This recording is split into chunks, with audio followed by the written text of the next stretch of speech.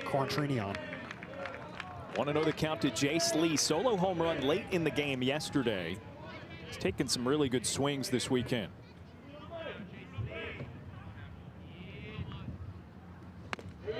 Out in front.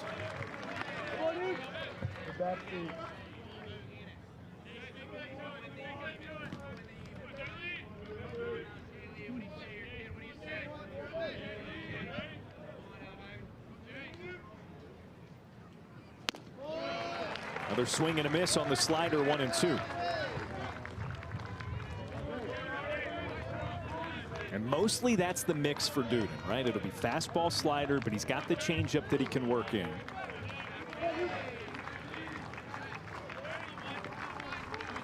Now with 2 strikes. Down into the turf. And you're right, you know, for the most part, it's going to be heavy fastball, slider. He does have the changeup. I'm interested to see if and when he incorporates that changeup, because we've seen this team, you know, hit the fastball really well, especially so far in the first inning. We've seen 2 kind of left center, you know, singles right there off an elevated fastball. So 2-2. Lee can't connect. Strike 3 retires the side. And a couple of base knocks for Notre Dame negated by the Dude. No score as we head to the bottom of the first inning and NC State's first chance at the plate.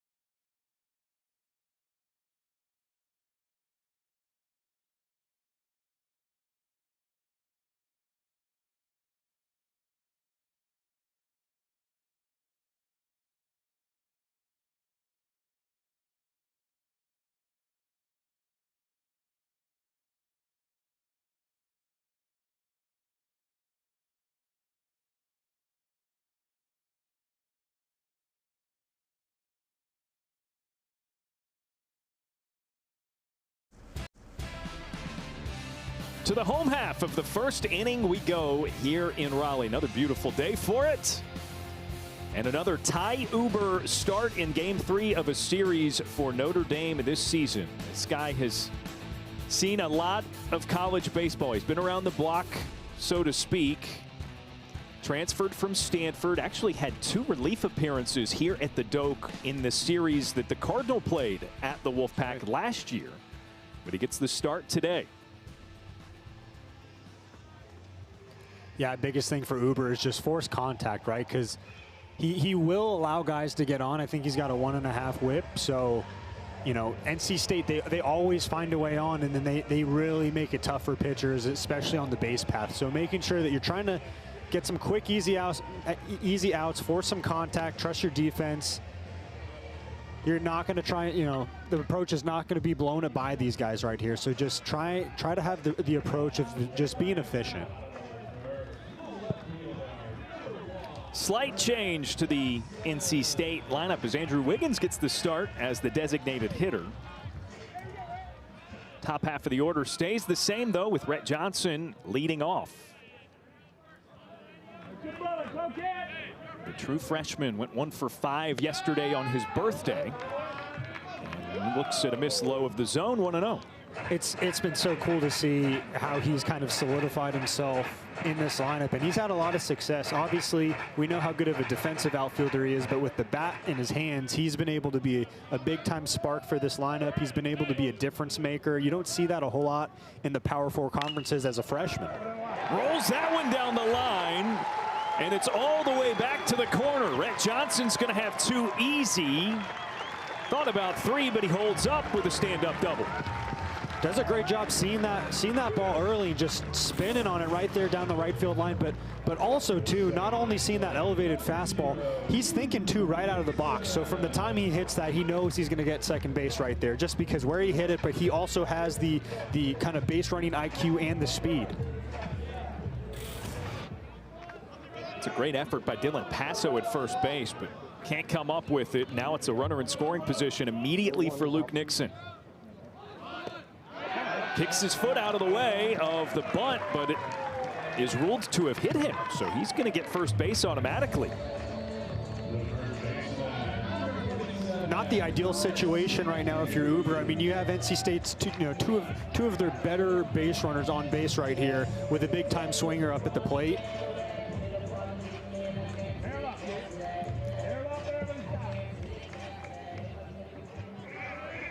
Just 3 pitches in, it's 2 aboard for Chris McHugh.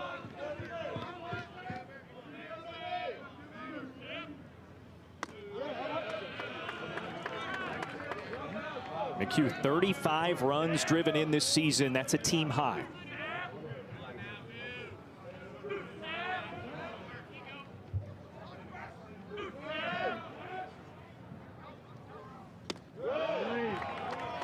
I do like the approach here, though, with Uber. He's going breaking ball heavy on McHugh. McHugh always, is a big-time fastball hitter. He's had a little bit more, struggle with the breaking ball, especially if it's 2 strikes. So I like trying to go breaking ball early, just, see if you can get him fishing. Clubs it foul, and now it's 2-1.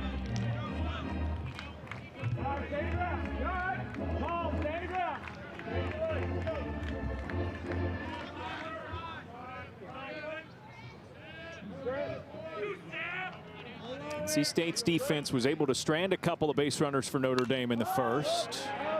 Uber gets it to pop up, but sails out of play, 2-2. It's a well-placed fastball too, kind of right up and around the hands. That's a tough pitch to hit. It's a tough pitch to keep fair as well. So I mean, if guys put the bat on ball right there, it's they won't do any damage.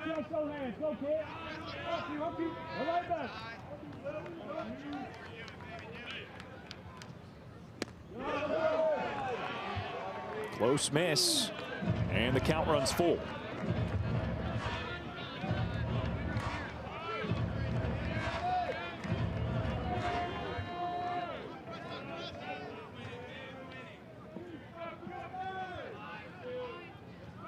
Runners go. McHugh pokes at it and sends it skyward into shallow right center. Barth there to squeeze the pop up. Runners retreat, 1 away. Very well effective full count breaking ball right there. That probably would have ended up being called a ball had McHugh not swung, just because it started almost outer half, but definitely fooled him where it got him, kind of weak contact, pop fly out right there. So keeping the runner stranded at first and second, big time pitch, getting especially on a full count. So now it gets that first out with the runners staying put. Double play is in order for Ty Head. And a 1-0. Hey, right back at him, right back at him, okay.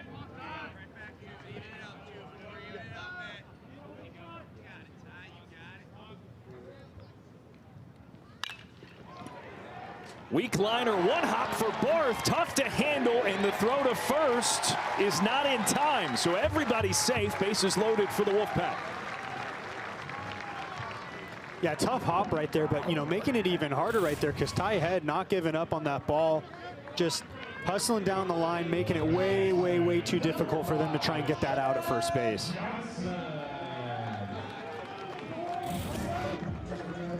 This is where NC State does a really good job. It kind of shows their maturity and their experience at this level because they do a really, really good job of maximizing on errors and mistakes. So they're getting guys on right here, whether it's hits or errors, they do a really good job of capitalizing and bringing those runners in. And another first pitch ball thrown by Uber.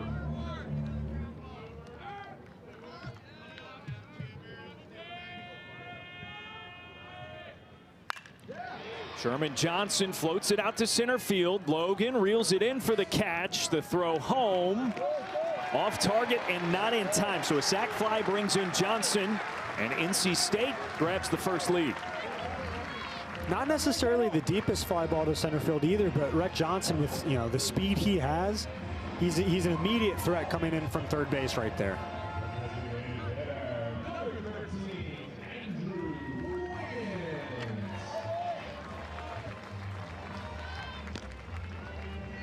2 away. Andrew Wiggins will be the batter.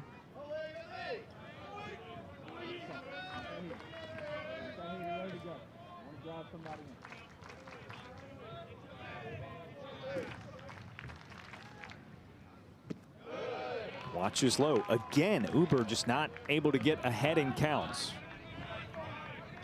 And I think, too, especially we saw, you know, with McHugh, first pitch breaking ball, second pitch breaking ball. I think you're going to see that, too, with Wiggins, just because he's a big-time fastball hitter. If he squares it up, it's going over the wall. So breaking ball all the time for Wiggins. Runner takes off from first. Quattrani leaves it. So Head moves into scoring position. And with the way Uber's off target early in this, I mean, he's one good pitch away from getting out of this with just 1 run coming across. That is quite the escape act if he can manage it. And Wiggins looks at strike 1.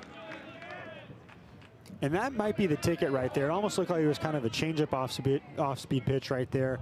It doesn't look like he's got the breaking ball established in the strike zone consistently. So you're going to have at least 2 pitches that you can throw for a strike in order to be semi-effective here. On the ground through the left side. Wiggins comes through. It drives in 1. The throw cut off. A second run scores on the Andrew Wiggins single.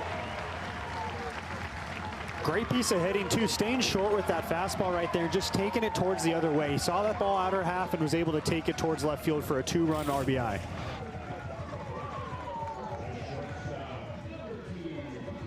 A welcome sight for Wolfpack fans, as Wiggins has gotten limited run, but certainly has shown the capability to do a lot of damage with the bat.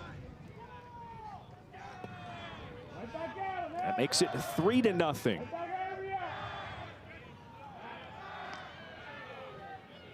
How about some more 2-out runs produced by this Wolfpack team as well? Game 1 of the series, 6 of the 7 came with 2 runs, or 2 outs, excuse me. I believe 3 of their 7 last night were scored with 2 outs. And we see this team manufacture runs in so many different ways. I mean, they do it with the sac flies. They do it with kind of the hits through the hole. We haven't seen any home runs yet today, but we've seen it in the past where they're scoring guys, obviously, with the big swing. Runner goes. Quattrani the throw, well over the intended target. So Wiggins holds up at second as Logan backed up the throw in center. Again, a runner in scoring position for NC State, and a favorable count for Mikey Ryan at the plate, 2-0. He came through with a couple of big hits in last night's victory for NC State. Seth Volz, the pitching coach for Notre Dame, out to visit with Uber and company. Ty Uber's been at least 4 innings in all but 1 start he's made this season.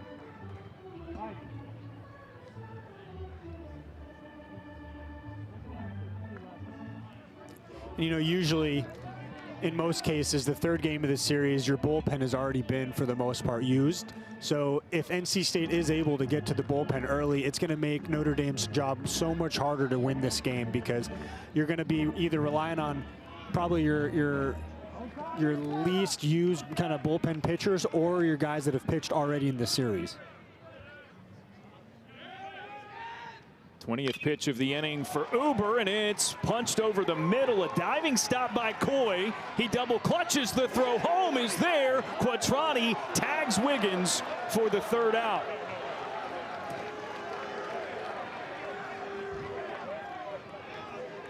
It looks like this is going to go to a review.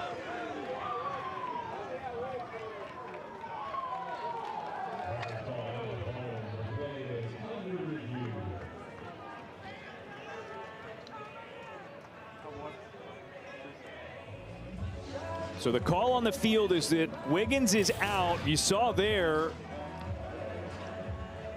And Frazeman, obviously the batter on deck with a great view. He was sold that he was safe as well. So the challenge motioning came pretty quickly. It's the universal sign now, right? Hands over the ears, earmuffs.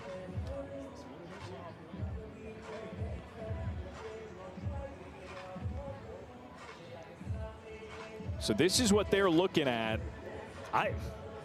As always, the call on the field is very important because you have to have concrete proof that you can overturn it.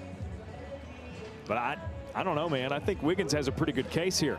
I think he does too. I don't know if I think maybe this angle might be a better angle to tell, because you can see him right there. I think I think he actually beats the tag. Yeah. It's the depth there allows you to see that Wiggins has already gone through the plate. Perhaps at the time that Quattrani got the tag on him. I think the difference maker in the entire play is with Noah Coy at shortstop. There's a double clutch, or there's a double clutch right there, and had he not done that, it would have probably beat Wiggins by half a step.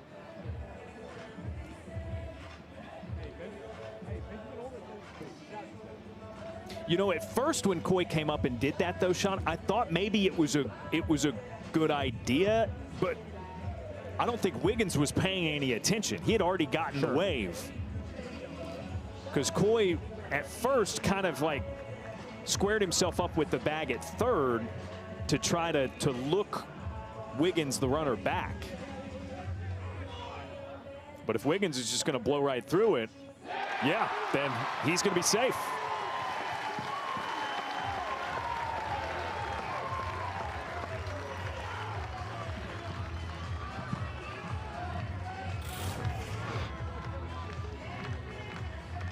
Another look at it, and yeah, I think that sells it pretty well. Wiggins just underneath and/or to the side of the tag, and it keeps the bottom of the first going. 4-0 Wolfpack. Runner goes. Ryan dives head first right into the tag. A beautiful throw from Quattrani, and that will end the bottom of the first inning. Big time first frame for the Wolfpack. We go to the second, it's 4-0.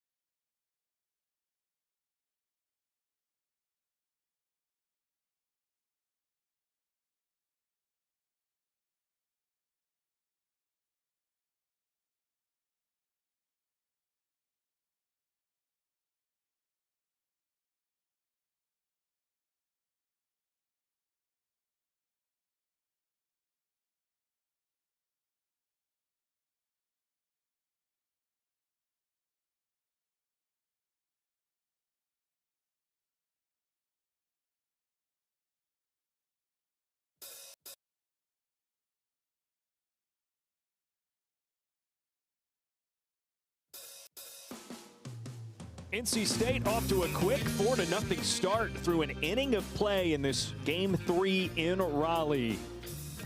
Wolfpack winners in both games 1 and 2 by the exact same score, 7-3 in both of those games. Ryan Marone was great on the mound as the Wolfpack's ace on Thursday. And then some timely hitting late in the game, able to chase Notre Dame's ace, Jack Riddell, and get some big hits late to separate themselves and ultimately take it by 4 runs. So a look at the ACC standings entering today's competition. Notre Dame and NC State flirting with that 500 mark in league play. And look, I mean, we know there are really good teams in the bottom half of the conference standings with the way that this league is. Every game oh so important from here on out.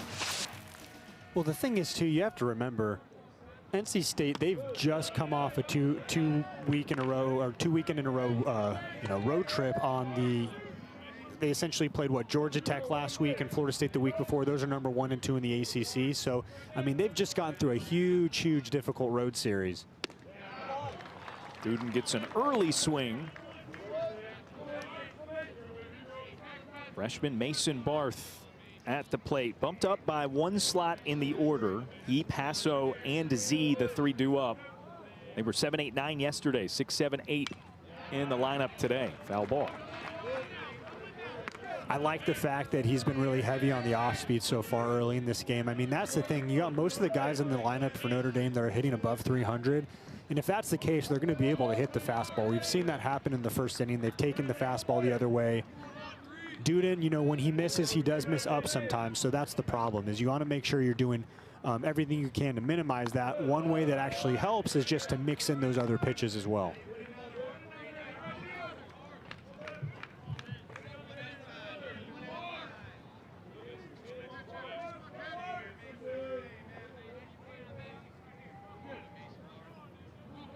Two and two to the freshman Barth.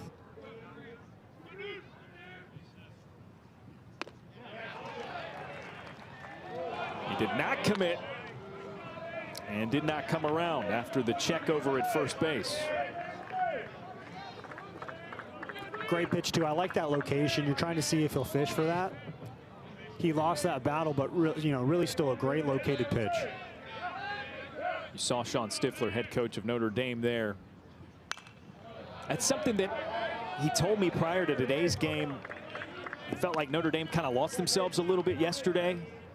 All the strikeouts. It's not a team that swings that recklessly normally. Now, some of those were backwards Ks, but it's a team that typically has really good plate discipline and zone control.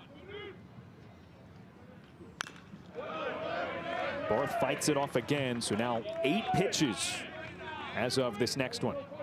This is, in my opinion, I think the biggest improvement that I've seen Jacob Duden have from his freshman year to his sophomore year now is that if he was, previously, if he was in a full count, a lot of the times it's not even about winning the at-bat or losing the at-bat. It would be a quicker kind of, letting the guy on.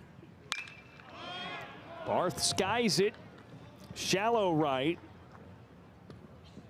Fraseman there for the first out. But right there, doing a really good job, especially of helping my case in suggesting that he's so good at, kind of consistently coming back in the zone, especially in a very, very difficult count. Full count's going to be your do or die right there. So just being able to repeat his mechanics, repeat location of his pitches, and just forcing the opposing bat to kind of get themselves out right there.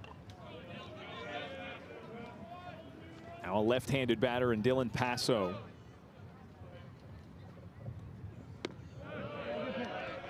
Good take, 1-0. Passo, the replacement at first base since Davis Johnson exited the first game of the series with a shoulder injury. It was an aggravated version of what he struggled with earlier in the year. So Notre Dame has to tap into that depth of youth they've got.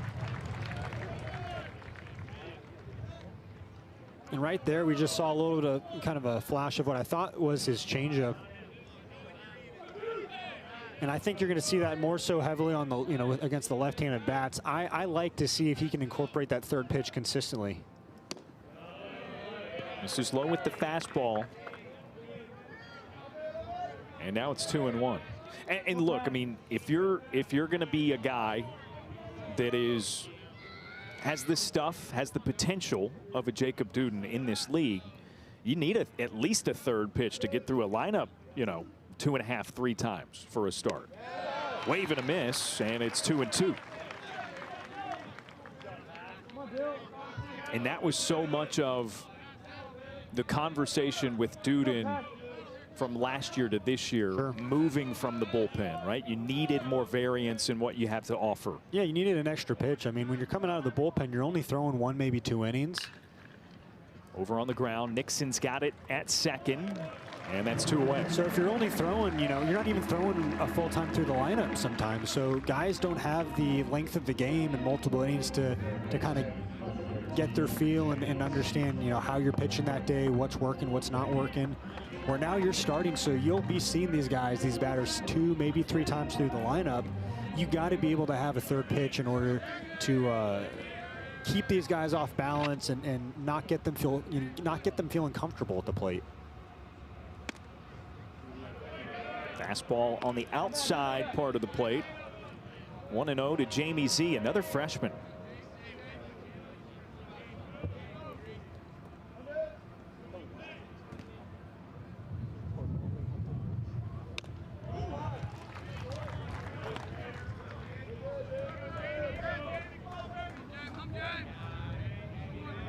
Notre Dame, a team that we mentioned earlier, has crept up into the national rankings. That's what makes them so fascinating, is that they've got these pockets of, I mean, this is a third straight freshman at the plate for them. Now Z with 2 strikes against him.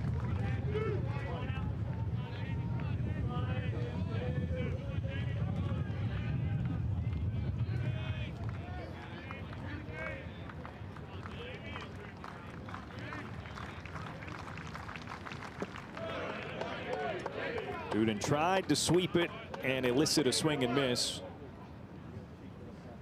That's normally where we see his 2-strike slider right there, is, you know, outer half. That one kind of started even further off the plate, but from a scouting report perspective, you get 2 strikes. If he goes to that slider, that's going to start outer half of the plate. Now a 2-2. Heats it up to 97 miles per hour. Z pops it up, foul ground. Nixon there, and it retires the side.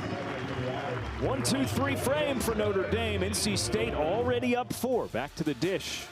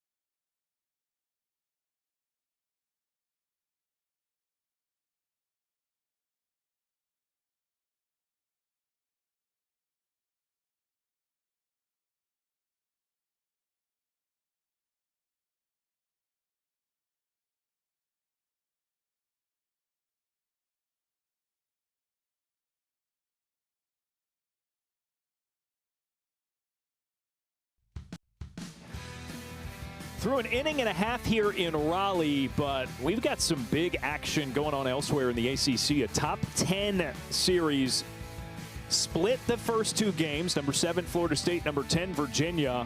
Florida State currently up 9-0 on the Cavaliers in the 8th inning. And that would be, Sean, just a massive series win for them, on the heels of losing their star player Miles Bailey for the remainder of the season. Well, it just shows the depth that they have. I mean, The thing is with Florida State is you're able to slide in some guys from the bench right after Bailey goes down. I mean, I know he was a huge threat at the plate, a big-time bat. Definitely did tons of damage against the Pack a couple weeks ago. But that's what you get with the ACC, right? I mean, you don't have, it's not only guys 1 through 9 that are going to be able to be the threats. It's just the guys that you're able to either bring out of the bullpen or come off the bench and put a bat in their hands.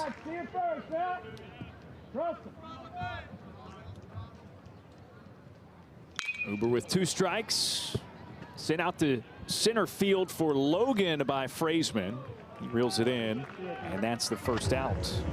Well, the other thing about Florida State, too, is you won't catch me betting against a Link Jarrett lineup, figuring it out by the end of the year. And we saw that in his time with Notre Dame for sure. Like, yeah, but Bailey is a huge piece, right? The heartbeat of that lineup. Still a lot of good players. And don't forget about the pitching staff, too. I mean, that even in the absence of Bailey is still a top 10 team in the country. First pitch swinging. It's popped up by Drew Lanphier. Another ball in the air. Logan calls off Mason Barth.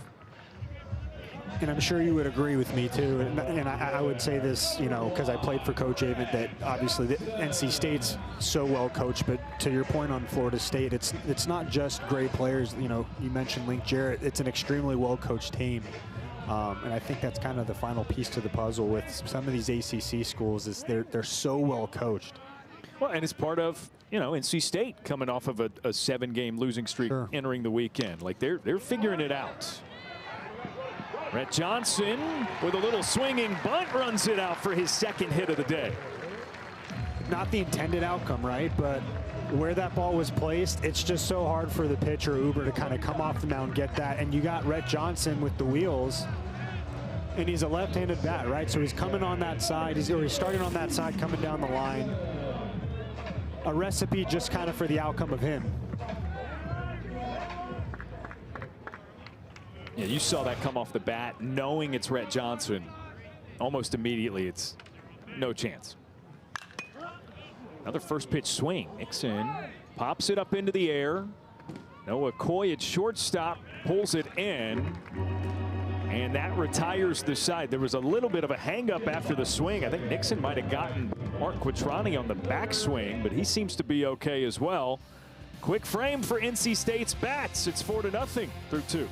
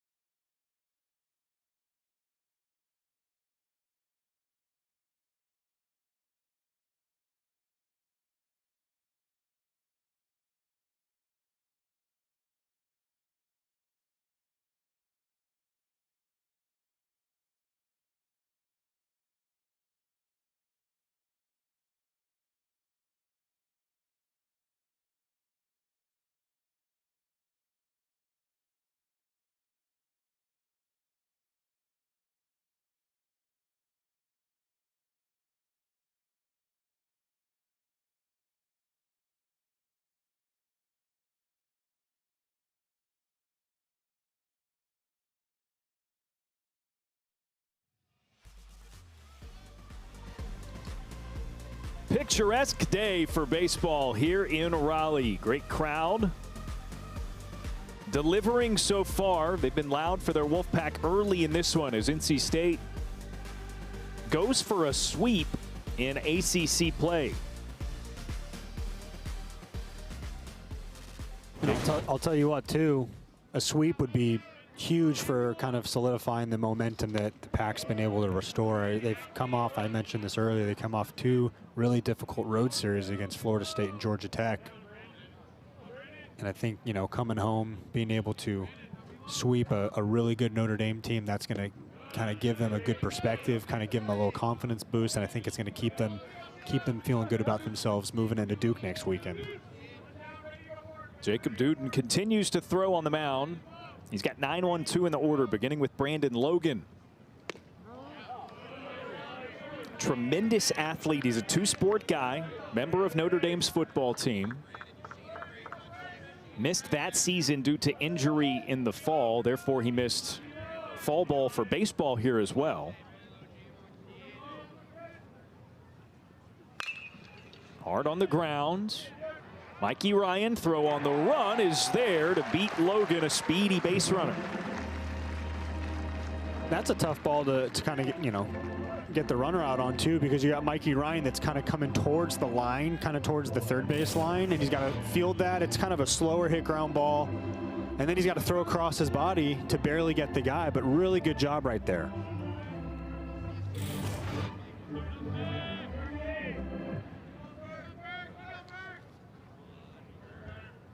Back to the top of the order, Drew Birkland here.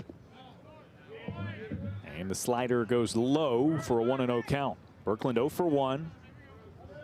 Fly ball to center field on the first pitch, his first time up. And I think, too, the righty-on-righty matchup has favored Duden so far early in this game. You know, we saw last at bat, the fastball kind of running in. That's where you're able to get the weak contact. It's to the lefties where when he throws the fastball, they're able to kind of be smart with it and take it kind of the opposite way. So you got to kind of get familiar with the lineup that you're throwing against, too, and knowing, hey, what's the best approach right here?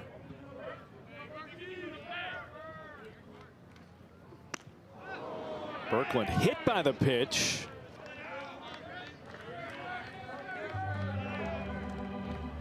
So he becomes the third base runner of the game for Notre Dame. Trying to bust him in with the fastball, but he kind of just dropped his arm slot a little bit, and that's what happens. You kind of miss arm side right over there. You get him kind of on the elbow or the back of the, almost on the tricep area.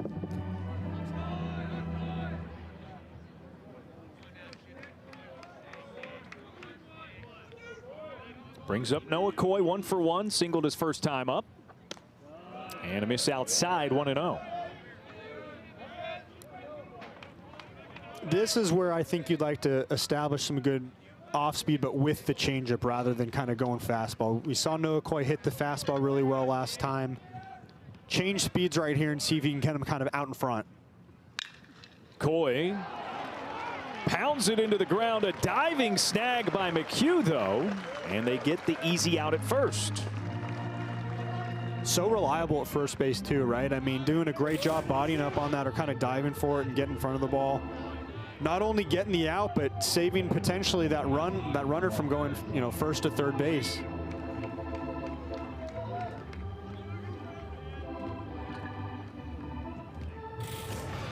Looked at the lead play at second base, thought better of it. Now with 2 down, all Duden has to do is get the batter Quitrani.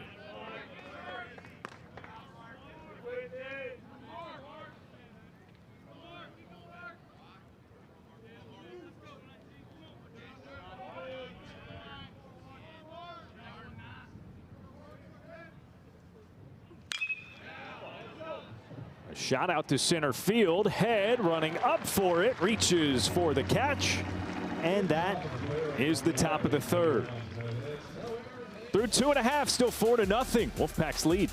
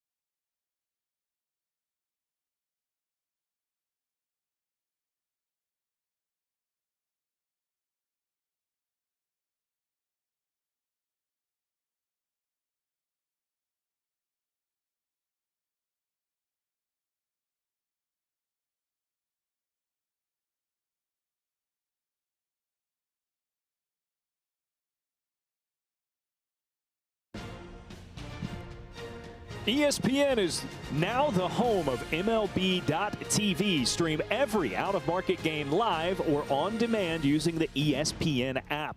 Blackout or other restrictions apply. For more information, go to ESPN.com/MLBTV. Chris McHugh leads off in the bottom of the third for NC State. Already up 4-0. Heart of the order coming up.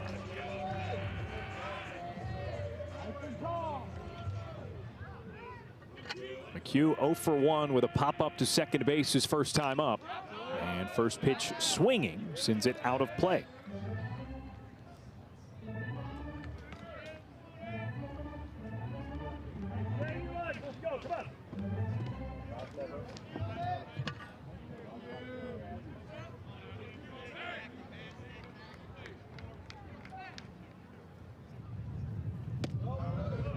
Ty Uber off the mark and makes it 1-1. Great plate discipline right there too with McHugh. I've seen in the past that's the type of pitch that he'll go for. It's kind of that breaking ball that starts belt high that has that hard break at the end, that hard drop. Sends it skyward in right field. Jace Lee running up on it, and it curls and drops in foul territory. So 2 strikes on McHugh now, who wears number 27 and also kind of mimics Mike Trout's swing for those reasons. It's funny, they were running a promotional video earlier today on the scoreboard here at the Doak, and McHugh mentioned in that little sit-down interview that he attended a game in person in which Mike Trout went 5 for 5, and McHugh called it the best game of Trout's career. Probably a lot of candidates for that, as that's blown through the left side of the infield. And it's a leadoff single for the Wolfpack. That 2-strike breaker, it's got to be lower in the zone right there. That's something too much kind of in the zone. That not enough break on that too. You can kind of see this one hang up a little bit. Kind of stays around like in between the thigh and the belt. 2 strikes, that's got to be not necessarily in the dirt, but definitely under the bat.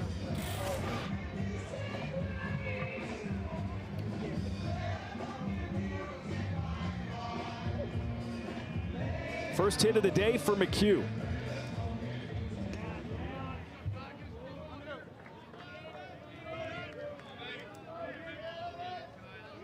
Ty Head, the batter, a solo home run yesterday, his team-leading 9th of the season.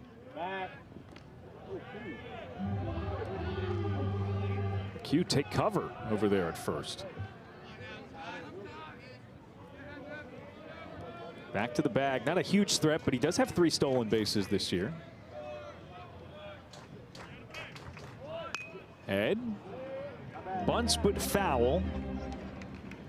You mentioned that he's got a team-leading 9 home runs this year. You know what else he has that's only 9 is his strikeouts. Yeah, pretty impressive. You think about like what he's able to do at the plate. We saw the kind of the power change from last year to this year, but also his plate discipline and his inability to get out is just unmatched. He looks at strike 2.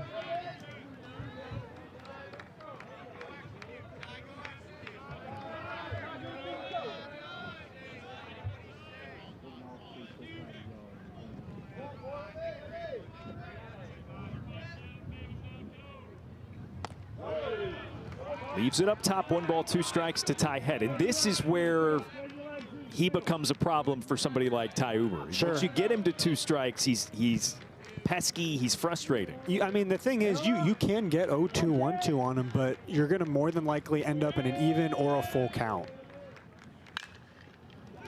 Into the air, center field. No, curling toward left field, and the catch is made by Drew Berkland.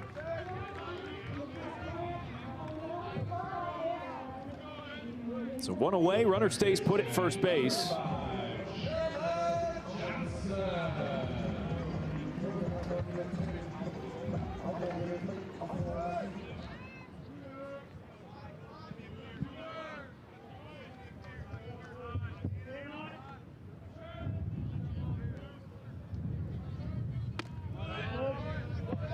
First pitch taken by Sherman Johnson, 1-0. The sacrifice fly to center his first time up.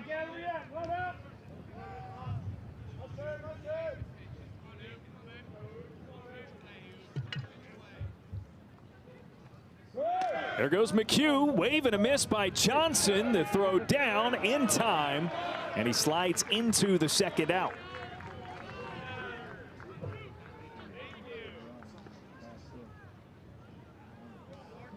It's another runner caught stealing by Mark Quattrani today, his second.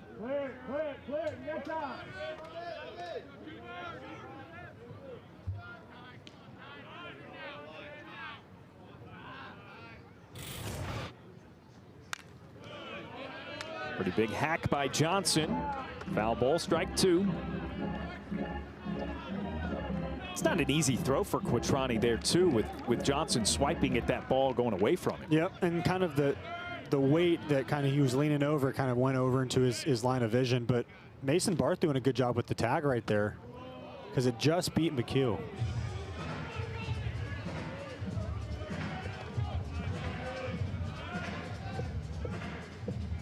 So Ty Uber's gotten some help. Base runner erased. He got Ty Head to fly out. Now he's a pitch away from getting out of it. Johnson flies it up into right field. Jace Lee approaching the line.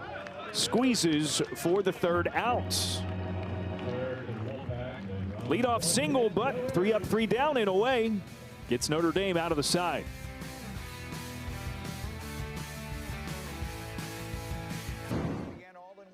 Visit activate.espn.com to see if you have ESPN Unlimited as part of your TV package for no additional cost. It's all of ESPN all in one place. Sign up or activate now. Notre Dame trailing by 4 in the 4th inning with their 4th hitter in the lineup. Due up first. Bino Waters, the designated hitter. It's his second look at NC State starter Jacob Duden and shows bunt and pulls it back. That was not on my array of possibilities list there. Well, I think too, we've seen, I feel like the majority of the outs have been put in the air. Yeah. We haven't seen NC State's defense be tested a whole lot yet, so maybe just trying to mix things up and bringing corner infielders in to try and field that.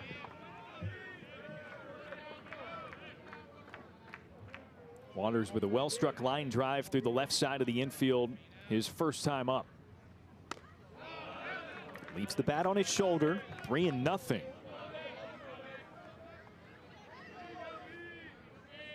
Just the second 3-ball count Duden has reached in this game so far.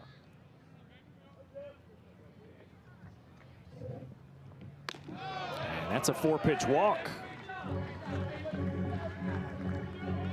Maybe something too showing the bunt on the first pitch there. Well, you know, too, like pitching is such a kind of regimen, rhythmic type position where you start to see something a little bit different and it kind of just throws off your tempo. Even though you control the game when the ball's thrown, still having kind of that different look at the plate, just it can kind of change things up. Jace Lee struck out his first time up. Looks it through, and it's a first pitch strike for Duden.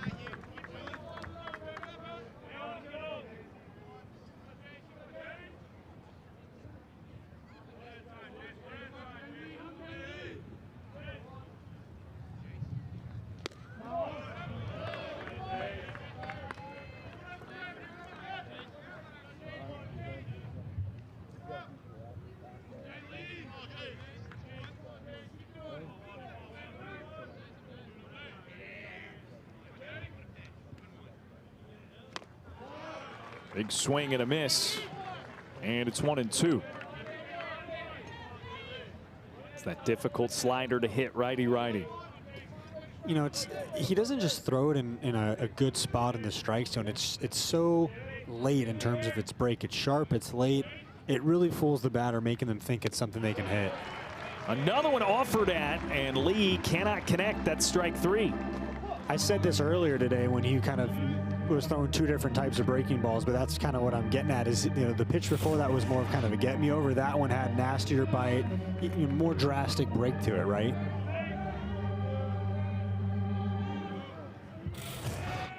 Lee fooled, 3rd strikeout of the day for Duden. That's his first since the first inning. And he challenges first pitch with a fastball. Mason Barth with an 0-1.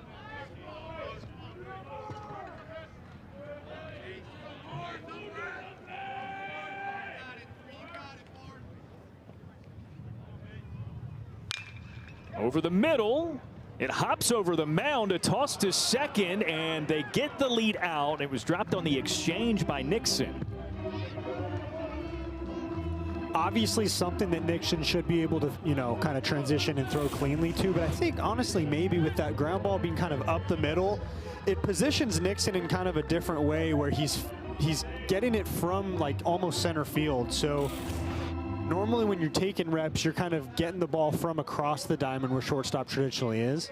It looked too, Sean, like that one, it was a closer toss from Ryan than maybe you typically practice. Yeah. So the ball was coming up, and so it kind of was just a little harder to handle for Nixon. Especially, like you said, knowing you got to make a 180-degree turn to make your throw. Just not necessarily the more traditional ground ball double play for sure. Opportunity, Yeah, right? Yeah, weird with the way it came off the mound too. There goes the runner. Lanfear's throw on a hop, not there in time. Nice backup by Nixon. I don't know that Barth would have popped up and taken third had it rolled further, but. Well, you definitely don't want to test the arm of Ty Head, especially with how kind of shallow he was, because he was doing a good job backing up Nixon.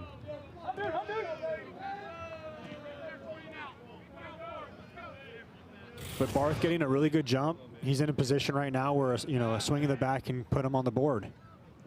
Dylan Passo leaves it, and it's 3-0.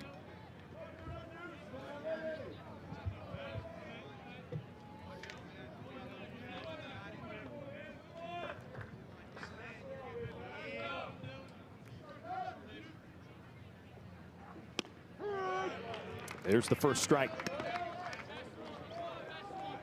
Passo 0 for 1, a ground ball to second, his first time up.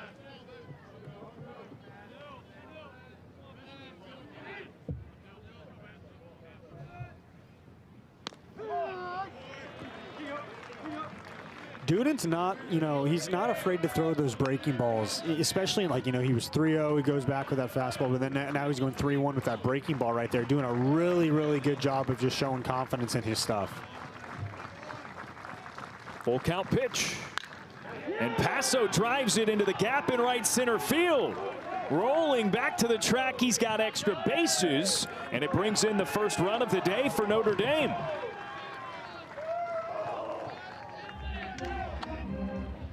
Stayed on that breaking ball right there, just did a good job of getting his hands around and was able to barrel up, find the right field gap, and traded places with Mason Barth. Passo, the injury replacement, just his 5th RBI of the season.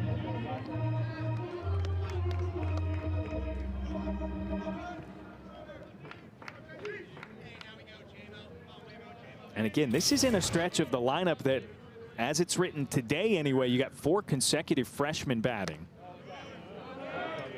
For Notre Dame, if you can have someone emerge like that, that's a huge additive at this point in the season. I happen to think too, with Duden, he's got those 2 different types of off speed. He's got the get me over as well as the big sharp break. And I think they're able to hit the get me over if they're able to time it up. Popped up. Ryan pulls it in. It ends the side, but a run across for Notre Dame brings it within 3 as we head to the bottom of the 4th.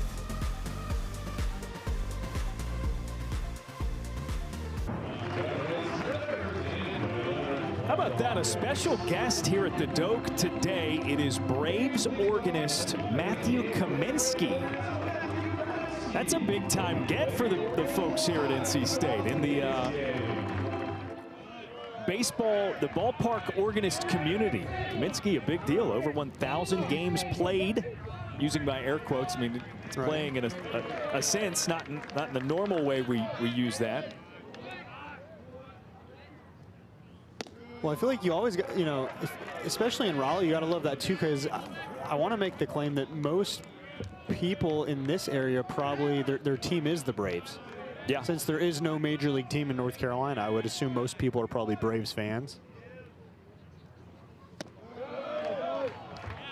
3-0 to Andrew Wiggins.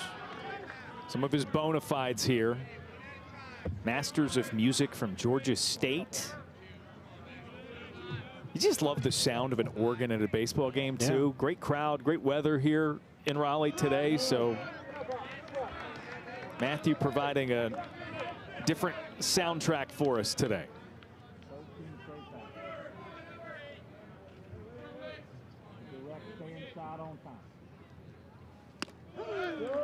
Strike on the outside edge. Uber brings it back to a full count. I'm okay with that take, though. I mean, 3-1 approach. You're only looking for that one pitch in the, the right spot, which is fastball down the middle. Obviously, that's right on the outer half. Wiggins contacts it. Out of play. He'll see another full count pitch. Two-run single his first time up, getting the start today in the DH role.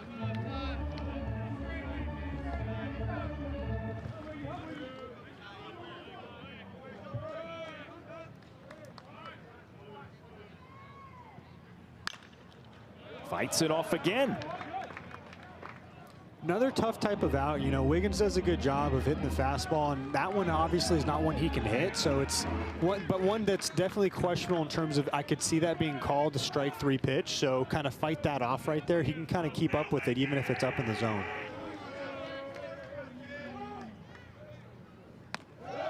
Uber off the mark. It's ball 4. Wiggins reaches for the second time in as many tries today.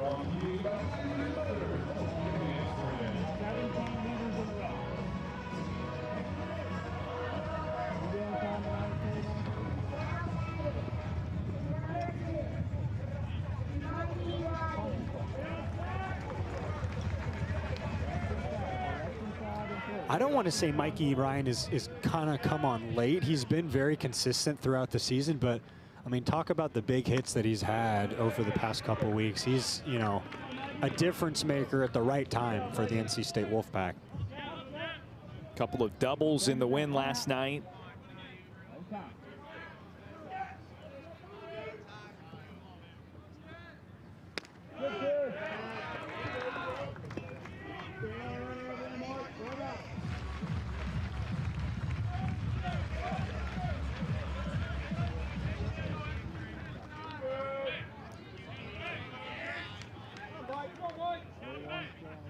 Uber with 2 strikes. There goes the runner.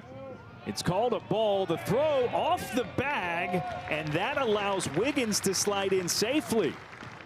Otherwise, I don't know that he had the right kind of jump. I don't think he got the right jump either. That's why it's so crucial to be able to get that ball on the right side of the plate, or the right side of second base. I mean, that's going to be half the battle right there, is basically feeding your middle infielder the ball to where he can kind of just slap a quick tag. Another good slide today for Wiggins to work his way around the tag. But props on Mikey Ryan just holding off right there too. I mean, that was a borderline pitch on that strike 3, on that potential strike 3 toss. Got himself to an even count, probably feeling a little bit better at the plate.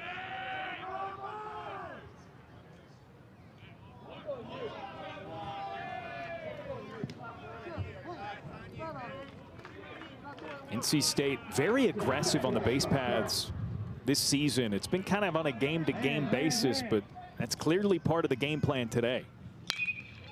Ryan sprays it up into the air to the opposite field, but foul.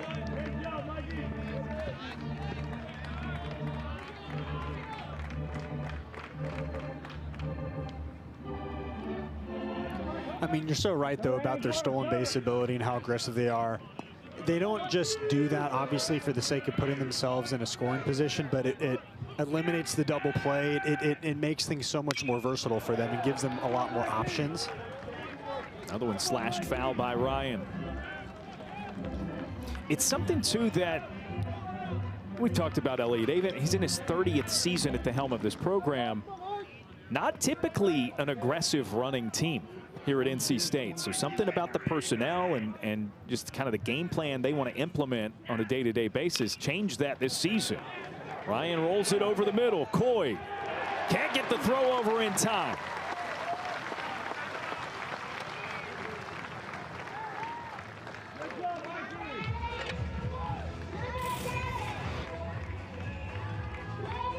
I mean, hard and low up the middle is usually going to give you a lot of success. Right there, not the hard and middle you would kind of want, but kind of a softer ground ball. He's having to throw that off balance too. I mean, he's kind of running to get that, and he's throwing it off with one leg, the other leg up in the air. It's just not an easy play to make. Look at yourself now. I mean, runners on the corners, no outs. You got Fraisman up, who's a strong bat. You've also already taxed Uber for 15 additional pitches in this frame. I mean, that's an 8-pitch walk for Wiggins. Ryan battled with 2 strikes there, and on the 7th pitch put it in play. To me, what it kind of boils down to, whether it's the base running or the quality at bats, taking the pitcher into longer pitched at bats, it really just doesn't let the pitcher get into the rhythm. I mean, you know, that's what I said. It's all, or I said it earlier when we were talking about Duden, about kind of getting into your rhythm, being very repetitive. But when you're constantly having to manage the run game, when you're trying to put batters away and they keep on fighting it off, you can't kind of get into that cruise control where you're able to catch the ball back from the catcher, get on the mound and repeat your mechanics and get the next pitch out. So. Yeah, that's a great point and a really good way to look at it. It's just kind of clunked things up for Uber here. Even with giving up the 4 in the first inning, he had gotten into a little bit of a rhythm after that.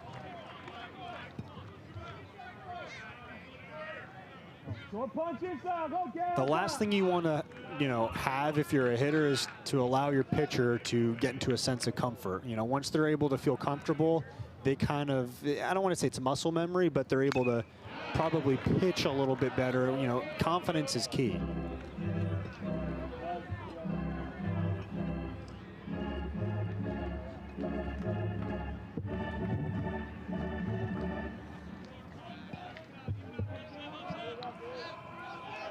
2-1 to Braden Fraseman. Into the air and yanked out of play.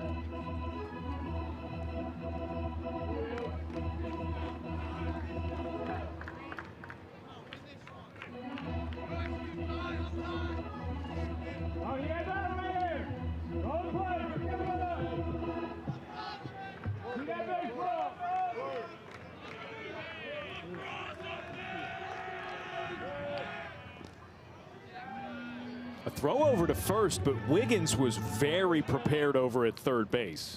Well, the thing is, too, I mean, you have no outs. I'm not saying that this is the Wolfpack's kind of MO here, but you're okay with sacrificing an out, you know, in between first and second base if it means getting a run.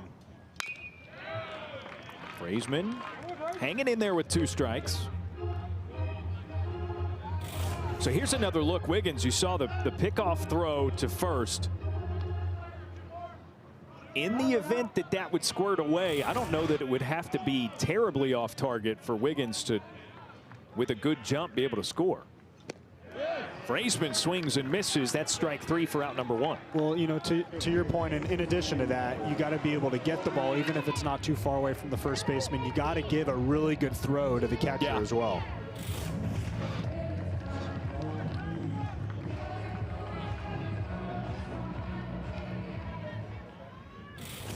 First strikeout of the day for Uber. And he's going to get a visit.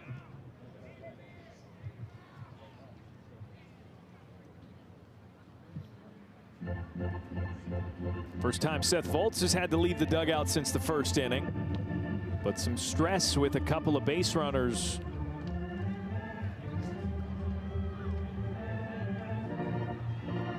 And Notre Dame makes the call.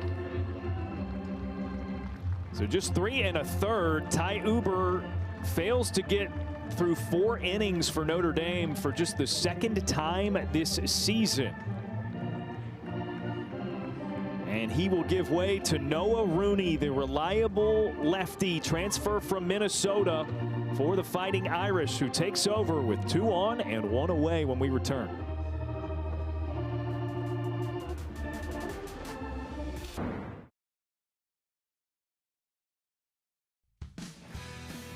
Notre Dame starter Ty Uber is pulled after 3 1/3. He's responsible for a couple of base runners for NC State. The Wolfpack up 3 here in the bottom of the 4th, and Noah Rooney, the left-hander transfer from Minnesota, takes over. 3 consecutive left-handed batters for NC State, and Drew Lanphier fouls the bunt attempt. I think the play here really with Notre Dame's coaching staff is to go lefty on lefty. I think that's kind of what drove the decision right there. Hopefully in their mind they get weak contact, and that can get them out of the inning with a ground ball double play. If Lanphier gets the bunt down, that kind of spoils that plan, though. I don't hate it for the Wolfpack. It's true.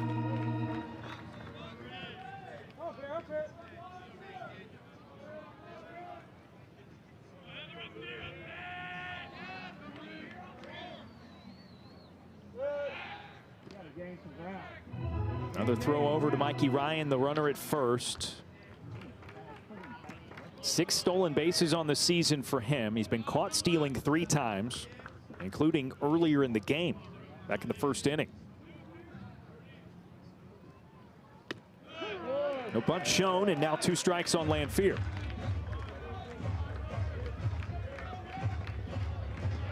Great job with the kind of get me over breaker right there. They haven't seen Rooney yet so far, so just, you know, establish the strike zone, especially getting some work in with the breaking ball. He's going to need that lefty on lefty too. Sails it high, it's 1-2.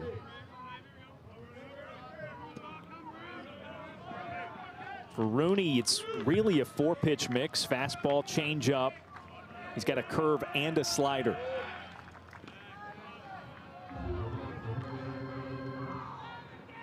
Hey, that's right to you, isn't it? Wrong game, Brown. Right to you.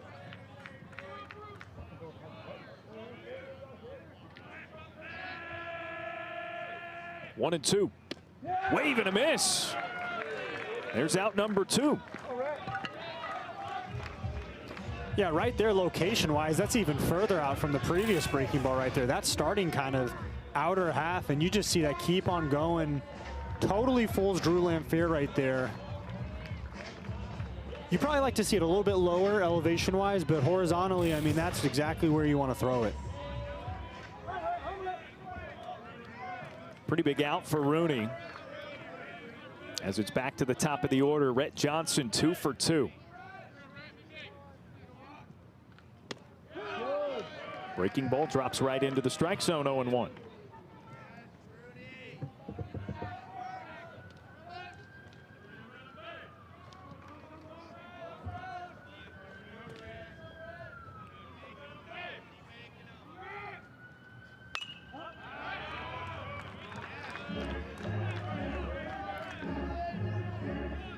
Smart approach too. I mean, you start him off on that outer half ball and then try and bust him in with the fastball. See if you can kind of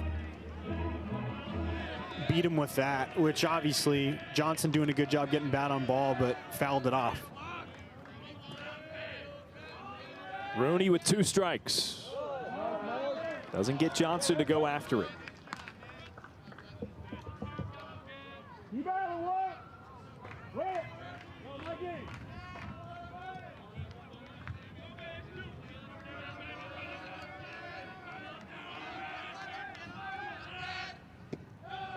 This is low, 2-2.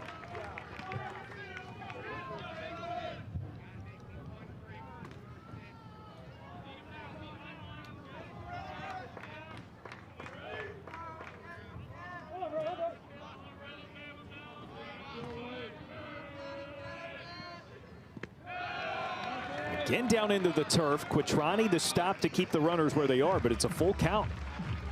I think Johnson's smart here because he knows that it's pretty much one kind of break and how much it's breaking with that breaking ball. So you have to see that thing up. If that thing's starting kind of maybe waist high, that's not something that you want to hit.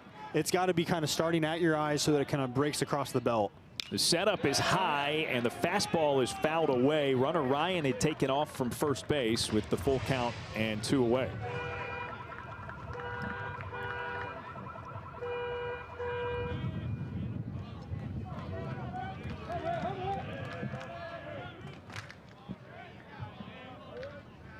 Quattrani set up high again, and it's a called strike 3 with the heater this time. Rooney enters and fans consecutive batters to get Notre Dame out of the jam.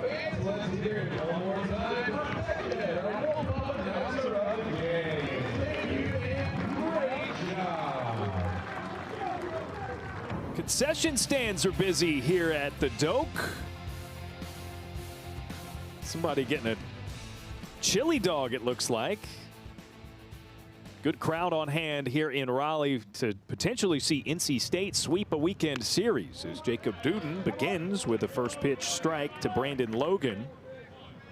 9-1-2 in the order for Notre Dame, who got a run their last time up to bring it back within 3.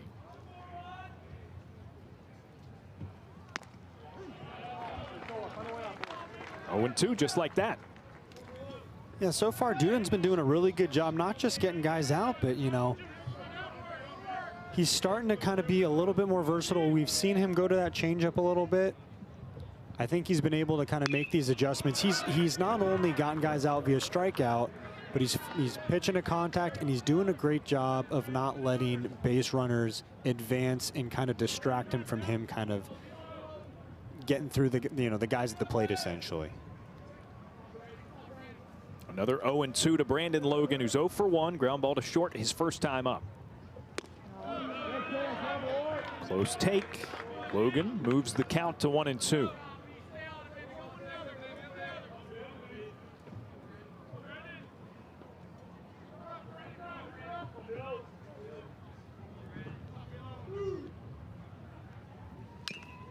Just nicked foul.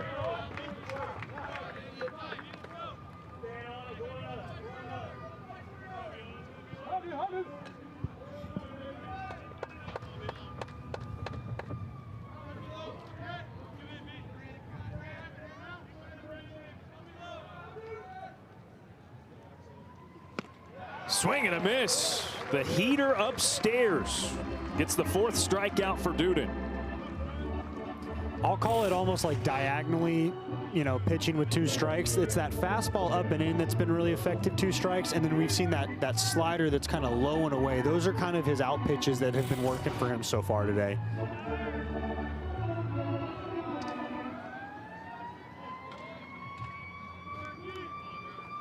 Back to the top of the order. This begins the 3rd time through for Duden, and it's 97 on the radar for strike 1 on Drew Berkland.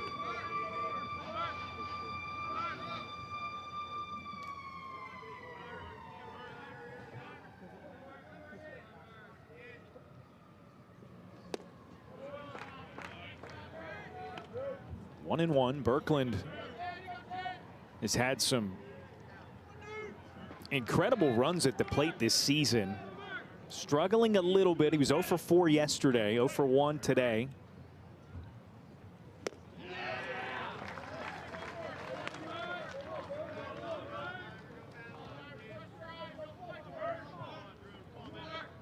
That weekend sweep of Clemson that got them into the national top 25. Berkland was 6 for 12 against the Tigers. Swipes and can't connect. It's another punch out for Duden. Another great job with that high and in fastball. The Notre Dame bats can't keep up with that. It's got that late run too, so it makes it even harder for them to make contact, but he's just doing a good job pitching in that location and dominating with 2 strikes with that fastball.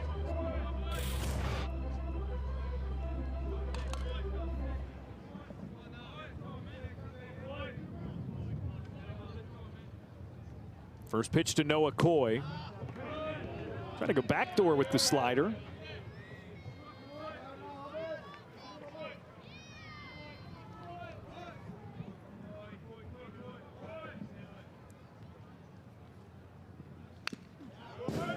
Foul ball, 1-1.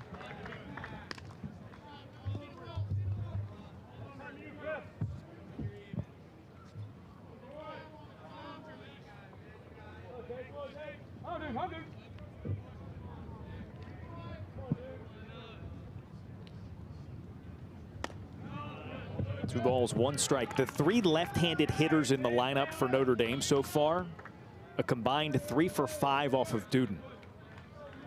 Yeah, we saw in that first inning 2 of the lefties just hitting the fastball really well. It's probably why he's going slider heavy right here, but obviously you need to make sure your command is in check. Sky high into left field. And he gets Coy for the 3rd out. 1-2-3 side for Notre Dame in the top of the 5th inning. Still 4-1. Wolfpack with the lead.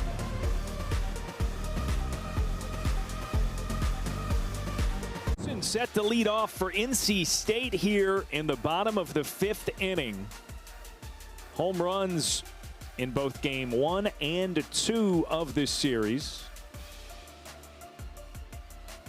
which has been a productive one offensively for NC State. 7 runs in game 1, 7 of them last night in game 2. Aided by Luke Nixon. Again, a homer in game 1, then in game 2 as well. Yeah, we don't normally see him lead with these big-time swings, but he does have the potential to go yard, and I think it was obviously a huge difference maker these past 2 games, especially last night. But he's starting to become such an all-around, like, toolsy type guy. We know what he does at second base. We know what he does with the bat in his hands in terms of being a gap-to-gap guy and a hard base runner, but the power's starting to, you know, show some flashes of that as well. Shows bunt, fouls it back into the netting. By the way, shout out Cooper Consiglio on the receiving end of that. That's right. Second of the 2 home runs, the one that put it away last night for the Wolfpack. Very Tom House-esque, the guy who caught it in the Braves bullpen for that name. He was the Hank Aaron record-breaking. He was a coach of mine when I was like early on in college. Tom House, you mean? Tom House, not Cooper Consiglio. Or Hank Aaron. That was the name I threw out there too.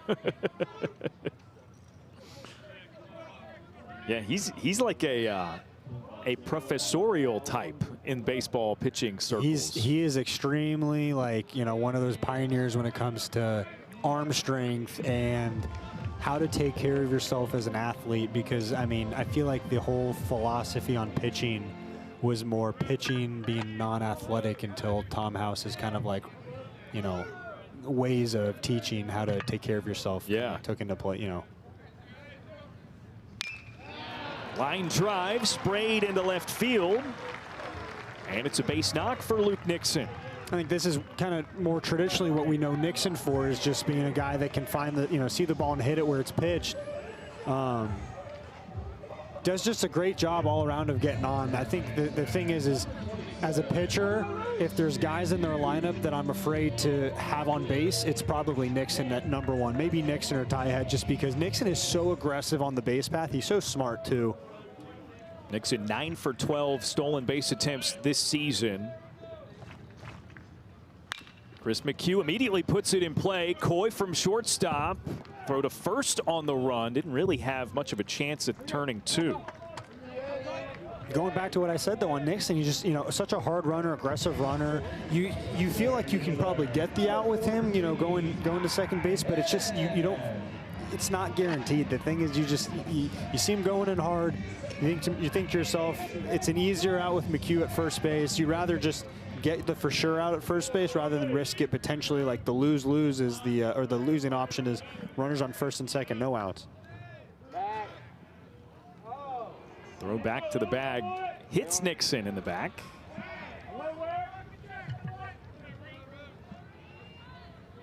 Harmlessly, it seems.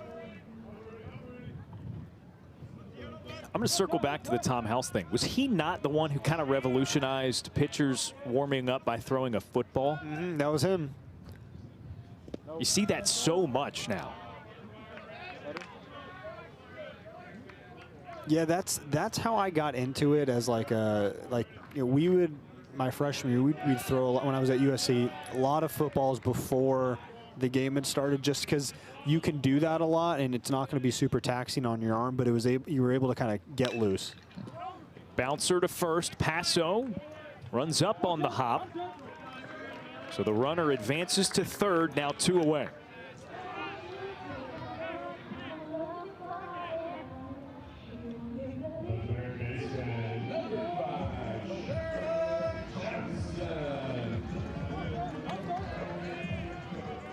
Notre Dame trying to get out of another spot. Wolfpack has had at least one base runner every time they've been up, but they've only scored in the first inning, those 4 runs.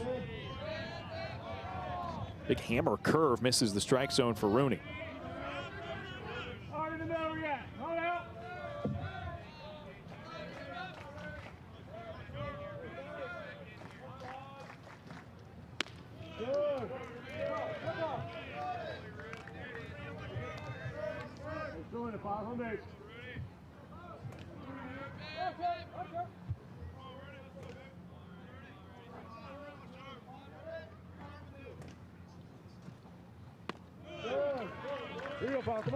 Lands at that time, 1-2. He's got a lot of confidence in that curveball too. The first one, it was just off the plate, maybe a little bit too far outside, but feeling good about it. He can repeat it, comes back for a called strike right there. Johnson onto it that time, sends it out of play, foul.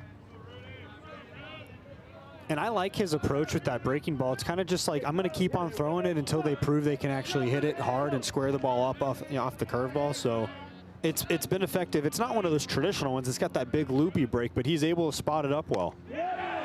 Non-committal. Johnson tried to pull the bat head back, but he comes around for strike 3, and it strands the runner at third. Again, action on the base paths for the Wolfpack, but again, nothing doing. Not since the first.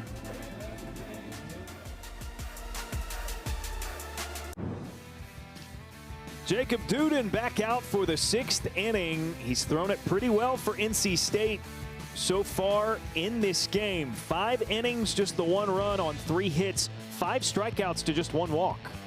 He's doing a great job with those 2-strike pitches, that breaking ball in the dirt, and then that fastball up and in. I mean, you got to understand how hard it is to hit that. I mean, it's 96, 97 with that arm side run, and it's just darn near impossible to keep up with it. Frustrating. A great hitter in Drew Birkland there on that final look at it. Duden at 76 pitches so far on the afternoon. For reference, he's been over 100 pitches for his last 5 starts. The thing is, though, you know, at this point in the season, you want to be able to have a guy or 2 in your rotation. If you can have all 3 guys in your rotation do this as well, then that's great. But they got to be able to go deep, and you're not always going to be efficient every single outing. Sometimes you're going to have to go 6, 7, 8 innings, and it's going to, you know, break that 100 pitch threshold. It's just kind of the nature of it. At this point, they should be pretty much groomed to do so. You obviously don't want to go 120, 130, 140. But you can get triple, you know, digit pitches, and as long as you're putting your team in a good spot.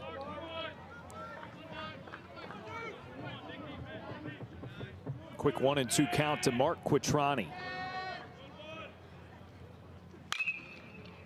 Into the air, center field. Ty Head is right there.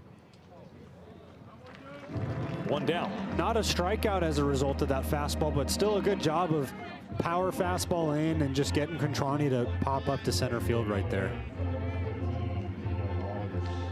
So Bino Waters, the left-handed designated hitter, steps up to the plate.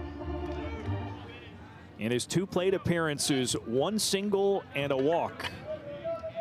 So he's reached both times he's been up. And a 1-0 count. Left-handed batters 3 for 6 against Duden today. But they only have 3 of them in the lineup, Notre Dame. Off the hands, fouled away, and it's 1-1. Well, the thing is, if you're looking at a lot of his strikeouts, they've been primarily to righties. I don't know if it's been all righties. I can't remember if it's been mostly righties. But the thing is, he's been able to go. Yeah, all righties. Yeah, all righties. That fastball up and into the righties, or the breaking ball low and away. We've seen him have a little bit of kind of struggle with getting that breaking ball consistently with the bite that it normally has to these lefties. And then when he's throwing that fastball, it's not moving into them, it's kind of moving away, and it's always easier to hit a ball outer half and take it the other way than when it's busted in. Waters sends it foul the other way for a long strike 2. Like we talked about earlier, this is why that 3rd pitch, that changeup, if he throws that more, the idea is hopefully to keep the lefties off balance, because right now they can time up that fastball, give him something that looks the same but is 10, 11 miles an hour slower. Swing and a miss. And the first strikeout of a left-handed batter is Duden's 6th. Well, he spared no juice on that. That one was just south of 100 at 99 miles an hour. Right there, just downhill movement. That's just tough to keep up with. We talk about timing the fastball up. He hadn't had one that firm today, so just giving a little bit extra juice there probably lent itself to that strikeout. Jace Lee gets a bunt down the 3rd baseline. Barehanded play, Sherman Johnson the throw in time with McHugh stretching. Unbelievable athleticism too. The only way Johnson was able to get that out is barehanding it. You see him just hustling in right there. There's no way you can field that with your glove. You got to barehand it, and then just throwing it kind of off balance across the diamond. McHugh doing a great job of stretching to kind of just beat the runner. It's under review. That was a pretty good look at it to me. That's going to be hard to overturn. Put it this way, I think if he was called safe, that would get overturned. To me, it was so clear of it in and out. Usually, you're at the mercy of what the initial call in the field is, right? Yeah, in a lot of cases, right? If it's so close that it's tough to make a discernible call either way, then yeah, that's what it defaults to. But you can see, like, right. This is exactly what they're seeing. So they. Right there. I mean, that's. And yeah, ball and glove, foot not down. Wow.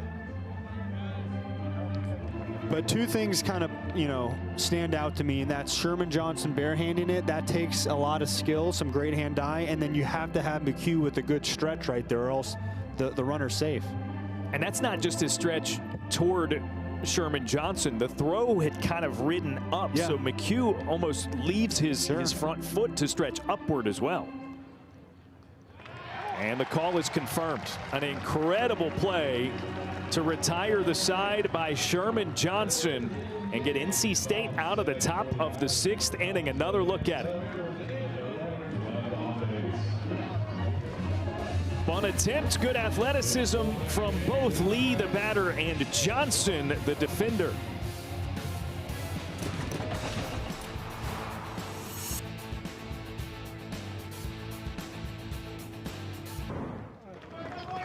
Bottom 6th in Raleigh. Andrew Wiggins to lead off, and he tries to get a bunt down, but it goes foul. 0-1.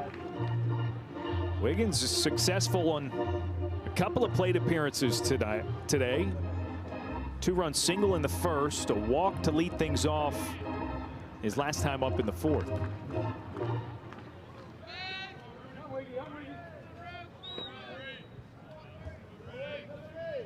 Noah Rooney through an inning and 2/3. He struck out 3.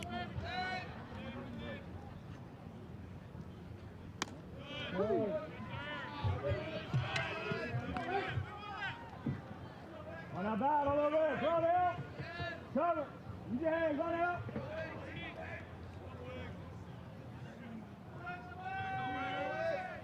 Oh, 0-2. Upstairs.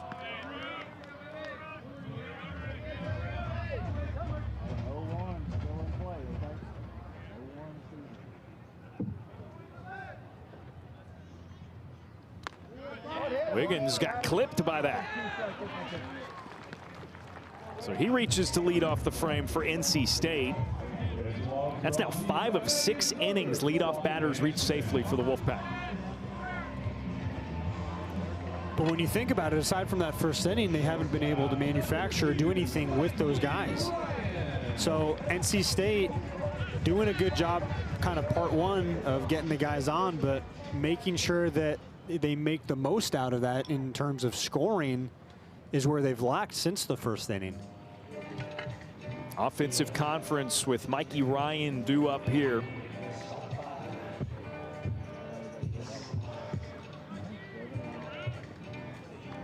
Rather quick one anyway. Wiggins, after he walked his last time up in the 4th, stole second base. It's his 5th stolen base of the season. He's not been caught stealing yet.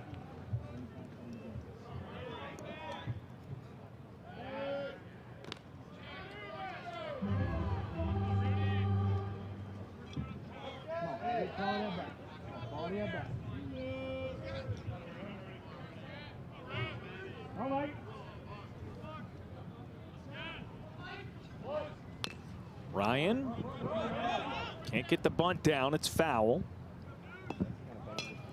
I think for whatever reason, that's the one thing that I've seen that NC State hasn't really been able to do so far today is bunt. I think throughout the season, I've seen them lay down some money bunts. But today, I don't know if they've been able to manufacture a bunt for a hit or move a guy over effectively with a bunt.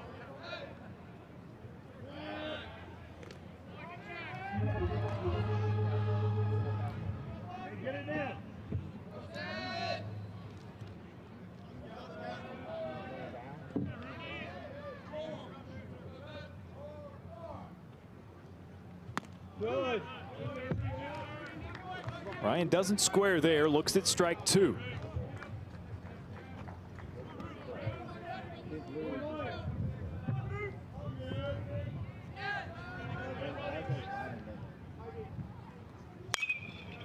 Fouls it away, keeps his count with 2 strikes. You know, Wiggins, that was the first batter Noah Rooney has hit all season. And that's, I mean, that's one of their more often called upon relievers for Notre Dame. But that's kind of his MO. He's a strike thrower. Weak ground ball. Z gets the lead runner at second. The turn not quick enough. So 1 away with that runner at first base still.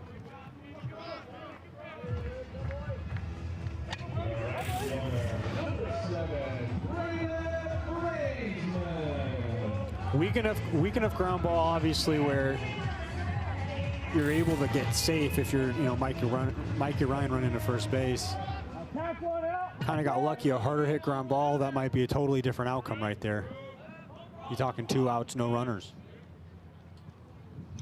Breaking ball ripped by Frazeman right to Z at third, and they can't get Ryan on the tag up. Tough break too. I mean, doing a really good job of seeing that pitch and absolutely just mashing that ball right. Just happened to be right at third base. Jamie Z just did a good job of kind of happened to be there at the right time, and then some heads up and trying to get the out. Mikey Ryan back at first base, but just kind of unlucky for Frazeman. Bounces foul for Lanphier. That line drive by Braden Frazeman, 107 miles per hour off the bat.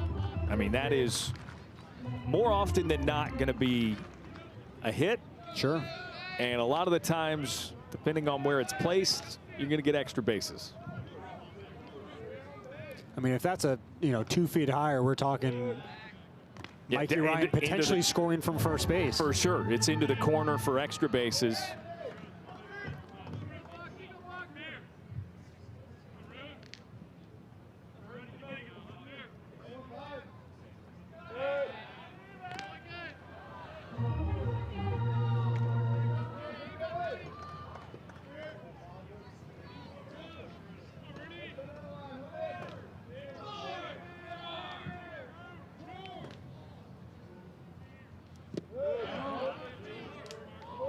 Now 1-1 to Drew Lanphier. He's 0 for 2, a fly ball and a strikeout so far.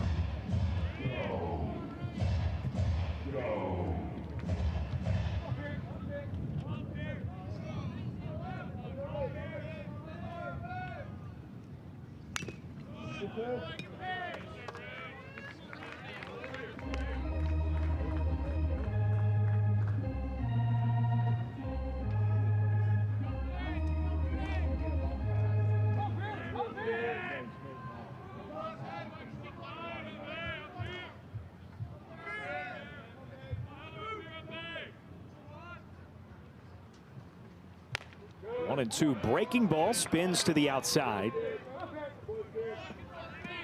It's interesting. I almost feel that the breaking ball has been better against righties than it has been, you know, against lefties. I had a similar breaking ball to this. I would start it at the left-handed batter's shoulder, and it would just break right over the plate. I feel like he's been able to kind of just backdoor that breaking ball into the right-hander, you know, against a right-handed bat, which was always trickier for me to do because for me it was all target-based. I would start it at the left-handed batter, so. And then I'd let it do its thing and kind of breaking across the plate.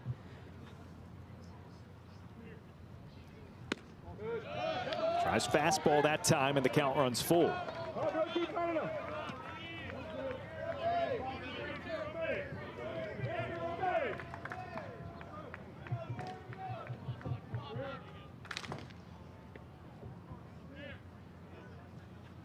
Runner goes, and it's fouled away by Lanphier.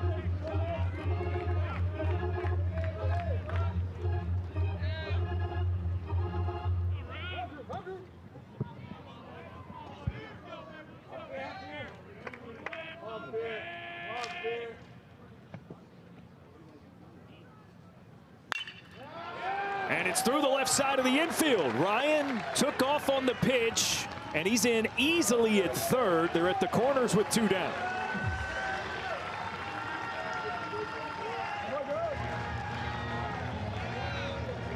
On the 8th pitch of the at-bat, a single for Drew Lanphier. And not doing too much with it, just seeing that ball kind of elevated outer half, and Lanphier just taking it to left field.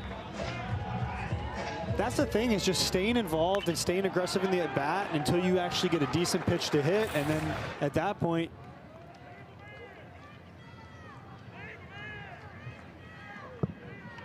and it turns the order over, so it's going to go to the top of the order for the Wolfpack.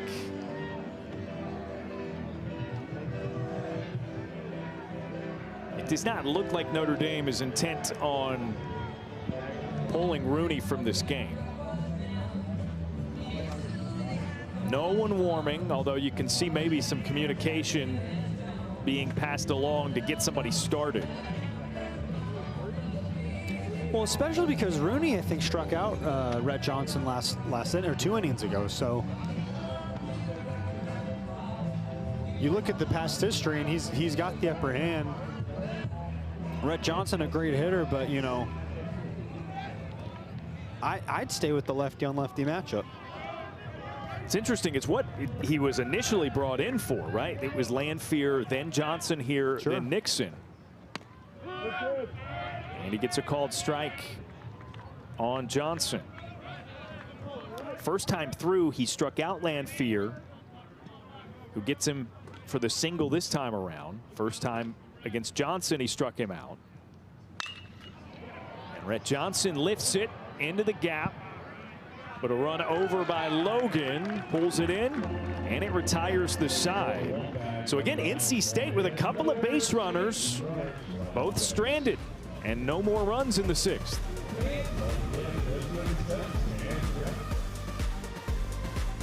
NC State through 6, they put up all 4 runs in the first inning. They've had at least one base runner every frame since then, but have not pushed another run across. Notre Dame with just the 1 run, and Jacob Duden trying to fend off the Irish lineup and keep the separation where it is for the Wolfpack at 3 runs. First pitch in there for strike 1 to Mason Barth. Just a 10-pitch 6th inning for Jacob Duden, has him sitting pretty. Not even at 90 pitches yet as he starts the 7th.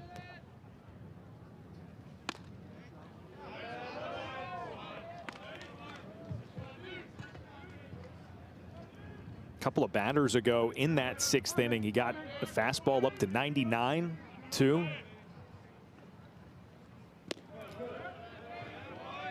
That's what you got to love about him too, is and he's done this literally from the first weekend of the season. He's been able to maintain fastball velocity from innings 1 until 7 or 8, whenever they end up pulling him. On the ground, Sherman Johnson has it. A throw across the diamond is out number 1.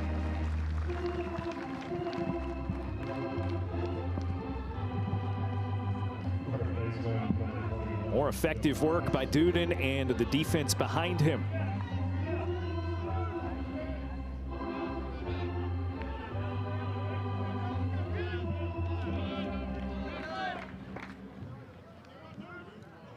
Dylan Passo brought in the only run so far today for Notre Dame. And he drills it over the middle. A stab by Ryan, pulls it in the throw. Unable to be dug up by McHugh. Lanphier on the backup, though. Dots it to second base, and it retires Passo.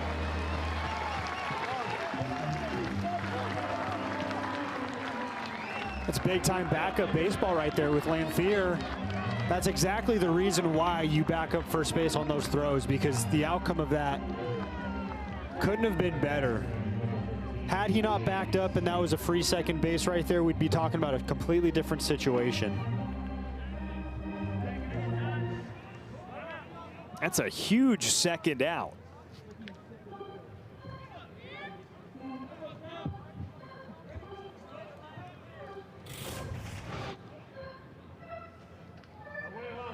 There's a wide look at it. I mean, that's a well-struck ball. Great play by Ryan just to have a chance on it over at first. But you see Lanphier, the instant that that play is going to get made, understanding that his backup is behind first base, and then a strong throw. I'm not sure if Paso thought it was going a different direction, or maybe there was a communication like mishap with the first base coach. I mean, he was totally committed from the get-go. He hadn't slowed down at all. But I mean, Lanphier doing a really, really good job. You know, smart base bar there, backing up and then throwing a strike over to Mikey Ryan. So it erases the throwing error as it was ruled on Ryan. I mean, now granted, of course it's an error, or it would have been an error, but I hate to see that it could have been that, because he made such a great play, almost a play that you wouldn't expect him to make. Therefore, I'd hate for it to be the outcome of like a throwing error. Yeah. It's just one of those weird plays, because again, you got to score it somehow, because Paso reaches first safely. Like I would consider that truly a hit, because it was not a routine ground ball. I mean, obviously the scorers are going to score differently, but Wolfpack defense happy either way, though.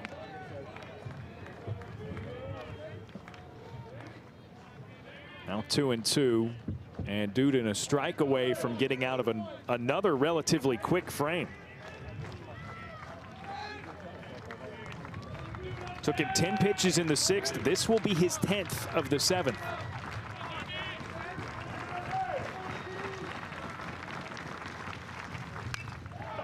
Just fought off by Z.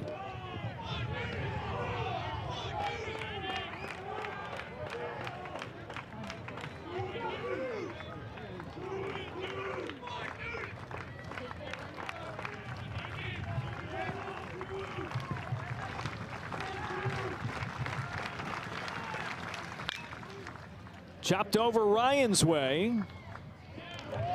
On the money to first. And that's the top of the 7th. Time to stretch it out here at the Doak. NC State holding on to a 3-run lead.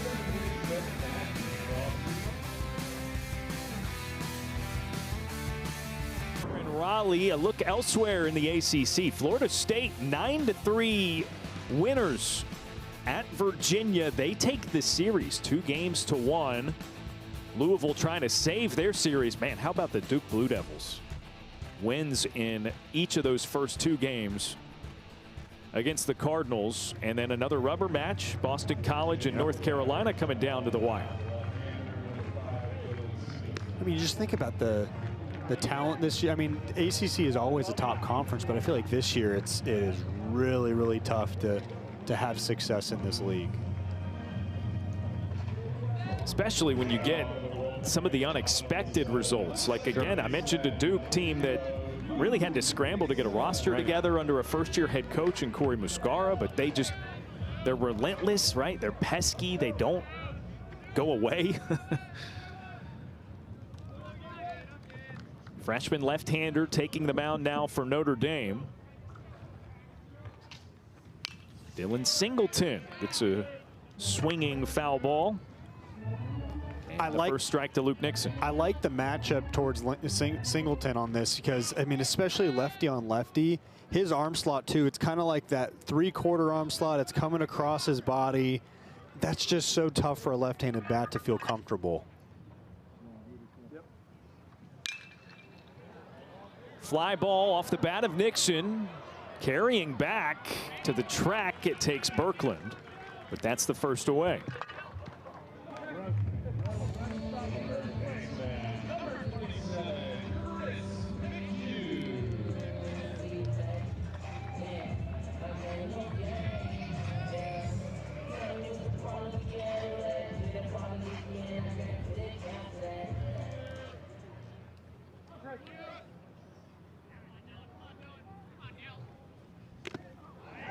And McHugh hit by the first pitch.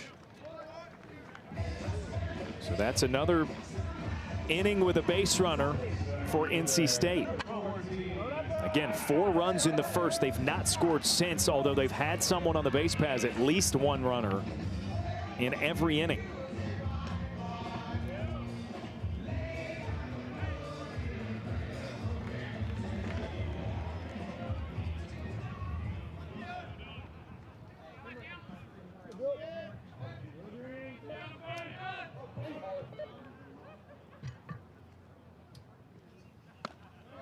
Ty Head watches the first pitch, 1-0 the count. Singleton coming off of a season high, thus a career high, 3 innings pitched against North Carolina last weekend.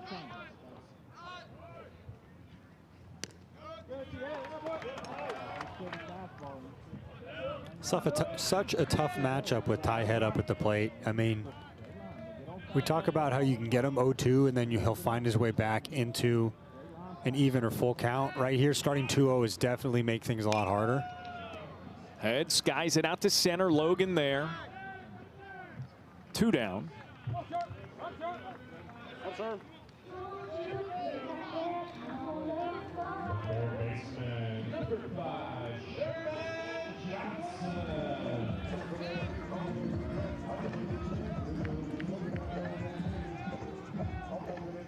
Sherman Johnson 0 for 2, sacrifice fly, thus a run driven in back in the first.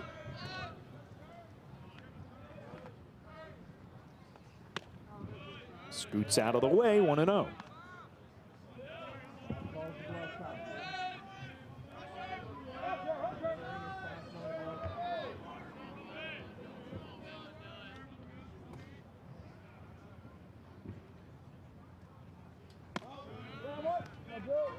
Two and nothing to Johnson, whose batting average overall on the season 344. With runners on, it shoots up about 100 points.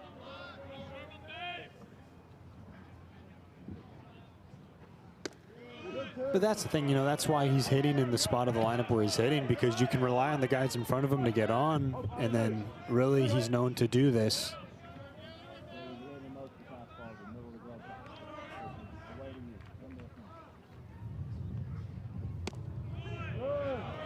Called strike makes it 2-2. I don't blame at all. I don't blame Johnson at all for not going for that. It seemed pretty close to the previous pitch that was called a ball, so he's probably sitting there shrugging his shoulders like, hey, you know, it's the difference right there. But regardless, he's even count. He's in a good spot right here.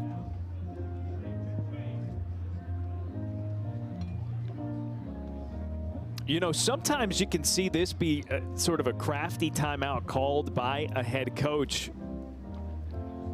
And the way Elliot Avon is kind of squared toward the home plate umpire, I thought maybe that's what this was at first, but this really truly looks like a, hey, let's make sure Sherman doesn't get rattled. Sure. Well, I mean, I mentioned a second ago that they were 2 back-to-back pitches in the same exact location, if you ask me. One was called a ball, the other was called a strike. So Johnson's probably like, hey, what's going on here? Now he turns on the 2-2. It's a long way foul, but man, that was clubbed.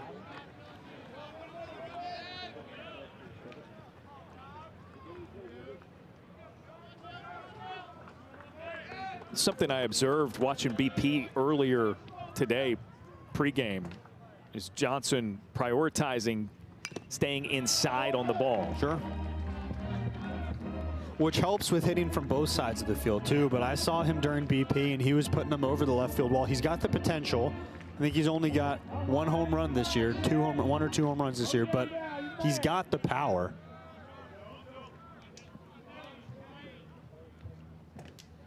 Another with 2 strikes. Trying to turn on it again. So Singleton's up for the task, up for the challenge anyway. Well, he's just been busting him in with that fastball. I mean, it's tough. You can have quick hands and you can be short with the bat, but just a well-located fastball a lot of the time is going to win.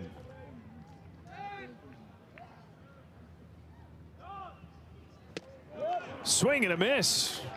That one drifted near the outer part of the plate and kind of shifted the focus for Johnson. Retires the side. We go to the 8th. Still a 3-run game.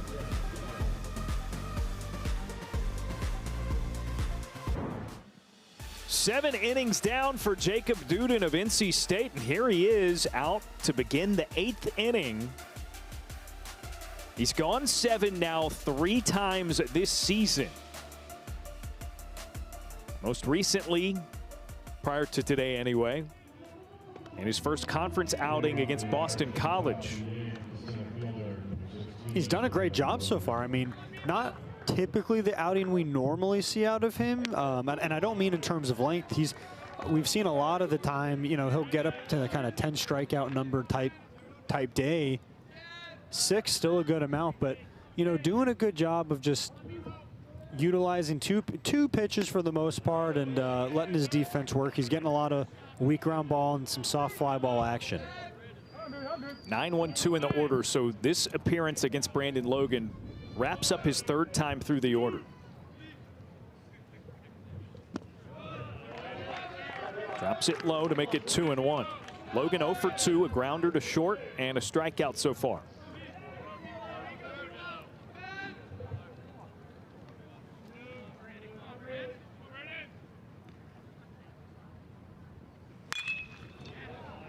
Out to the gap in right center field, and Logan 2-hops the wall.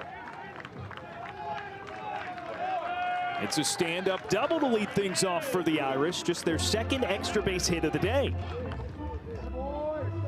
And it's been the righties where he's had more success against, you know, compared to the lefties. Right there, you see that kind of fastball. It starts outer half and comes right across the middle of the plate, kind of letter high. Logan was able to tattoo that thing to the deepest part of the field.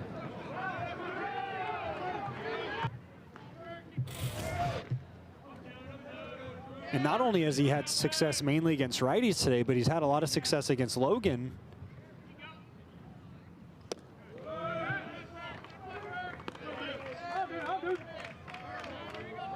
So Duden now over 100 pitches for the outing. Back to the top of the order. This is the 4th time he's faced Drew Berkland.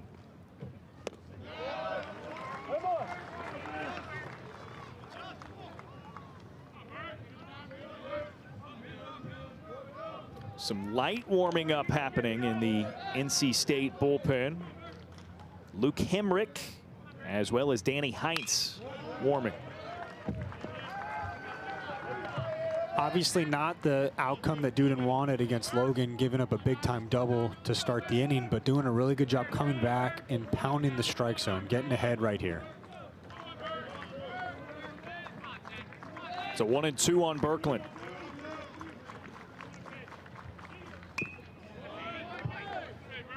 Breaking ball started in, touches the bat, foul.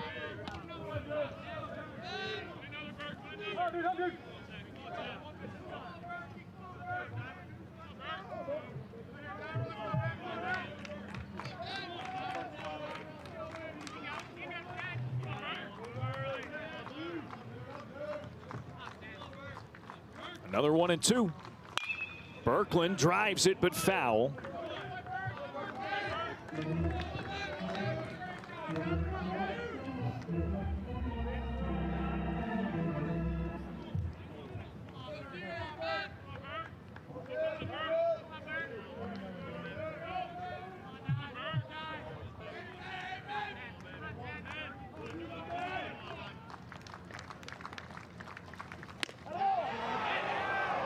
Up to 98, but a miss outside, and it's 2-2. Not a bad miss. I still would like to see him kind of bust him in right here. That's just been the ultimate pitch today that's helped Duden. 7th pitch to Berkland, and he fights it off. Went fastball again.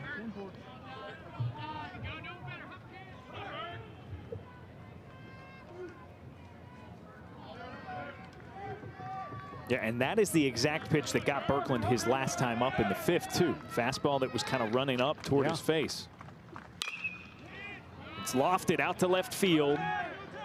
caught for the out. That's one away. Logan stays put at second. And that's what you like to see too, because on the righties, aside from the fastball up and in, he's had success with the breaking ball that's kind of lower and away. So right there, not a strikeout with the breaking ball, but is able to kind of get him to flail his bat out and force some weak out, not ground ball contact, some weak fly ball contact. Clint Chrysler out to the mound for NC State.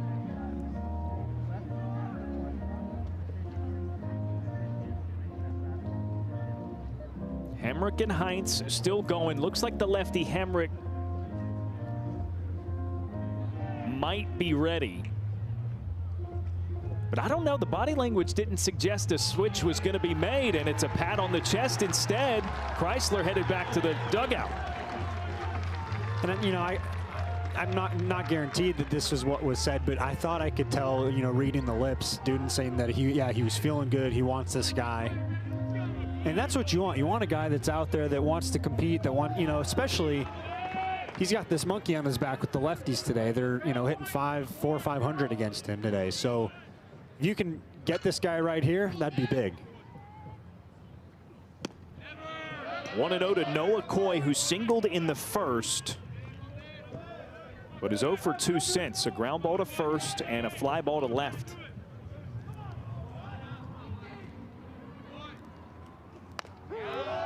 Called strike with the fastball.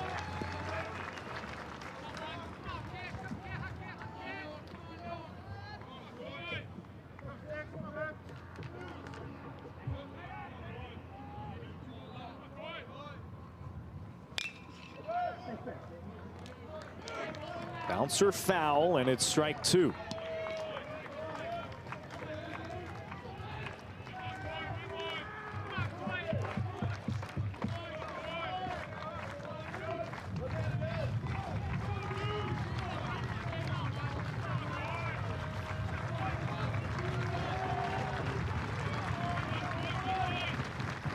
Dude in the 1-2. Almost got Coy to commit.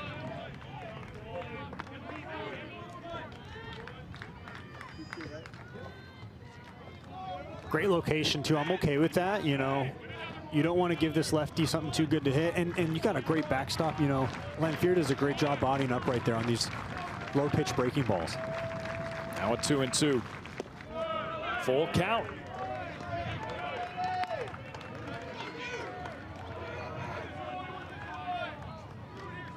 Duden nearing a season high with his pitch count. 115 is the most he's thrown in an outing this year. He's coming off of a 114 pitch outing, and his 114th is fought off by Noah Coy.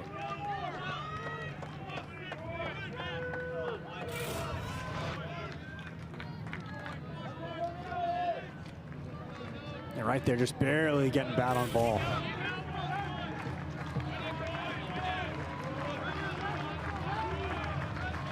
Pitch number 115 for Duden.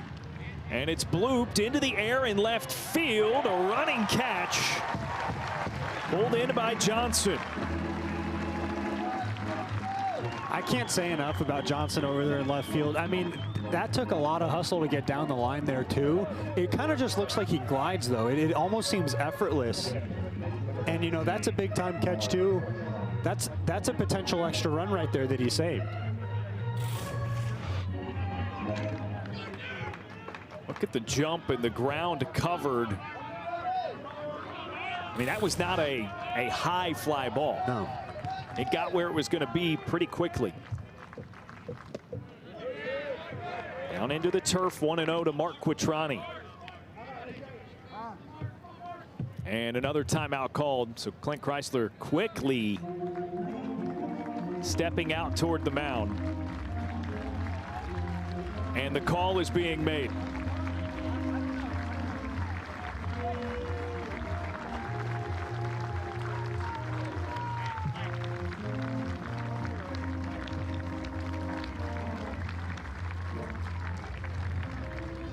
So Jacob Duden, a season-high pitch count, season-high 7 2/3 innings.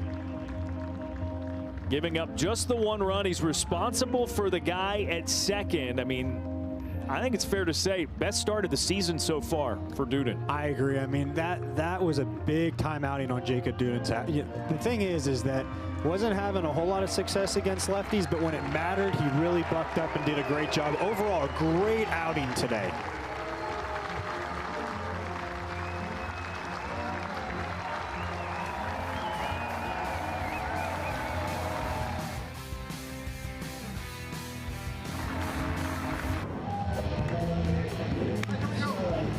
After 7 2/3 innings thrown, giving up just 1 run. Best start of the season for him.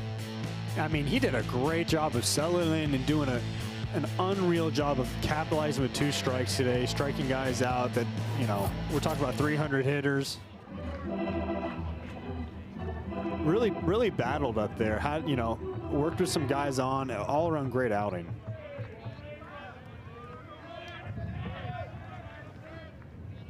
Danny Heinz on to throw for NC State now.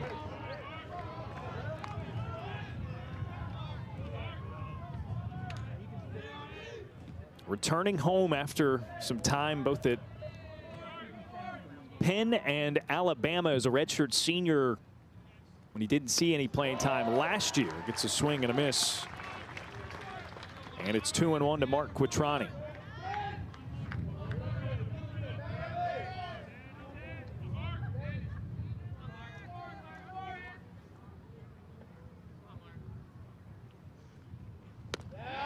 Quattrani comes around. That's strike 2.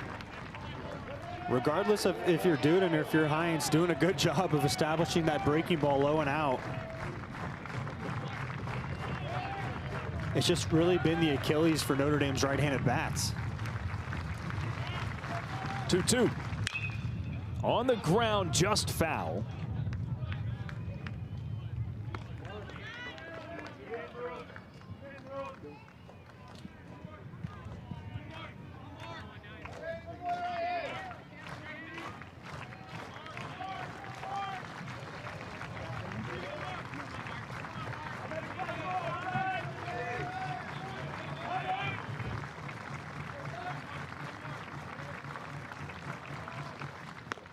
Wave and a miss. Heinz cleans up the 8th and strands a runner in scoring position to keep it a 4-1 lead.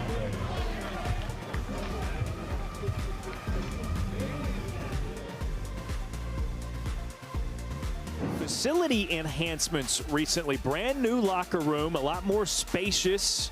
Man, those individual lockers, I got a tour in there pregame today. Those things are fancy.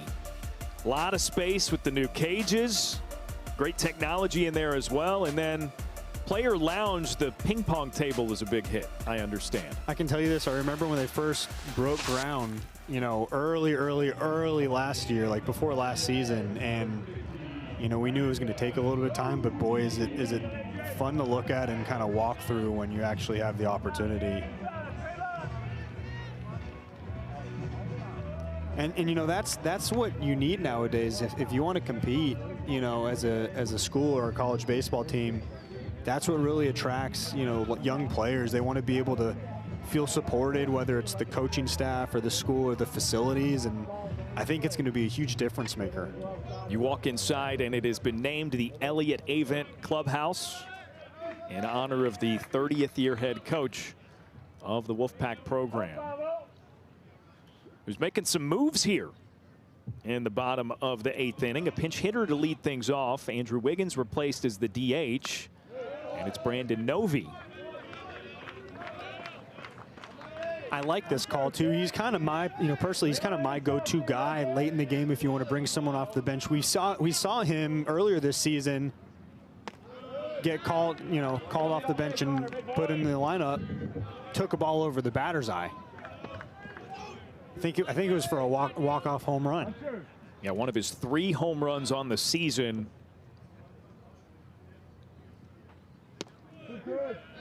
And he looks at a strike, 2-1. I think the main thing too, he replaces Wiggins, a left-handed batter, facing the lefty Singleton too. Mm-hmm. Good to have that kind of depth where you can pretty easily make a decision like that. Big cut. It's definitely a good problem to have, right, in terms of who's my starting lineup going to be today and who can I pull off the bench, because they have too many choices, if you ask me, rather than not enough guys to choose from. Now 2-2, foul tip, strike 3.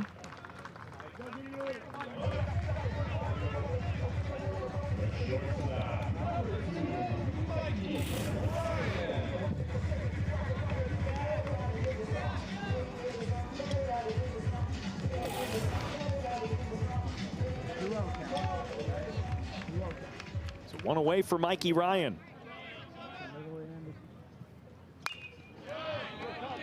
More aggressive swings from Ryan.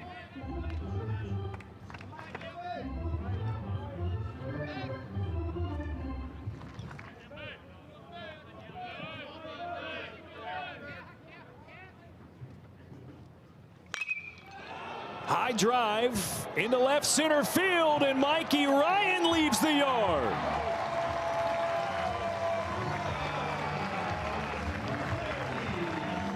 Some insurance for the Wolfpack provided by a red-hot Ryan here in the bottom of the 8th. Great job of just recognizing that fastball early on, seeing it, and able to get his hands around, barrels that up, hits it to one of the deepest parts of the ballpark right there.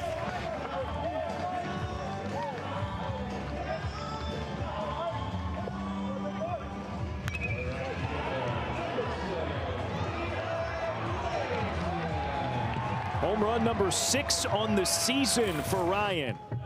And it's now a 4-run NC State lead.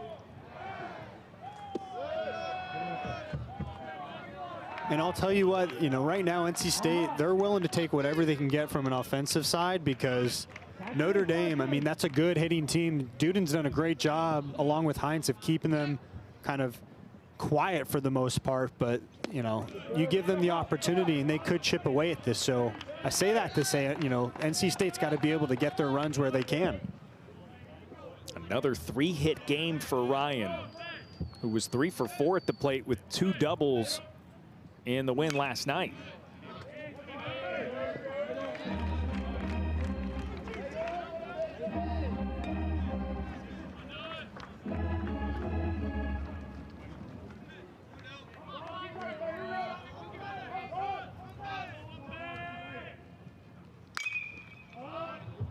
Fly ball for Frazeman. 2 down.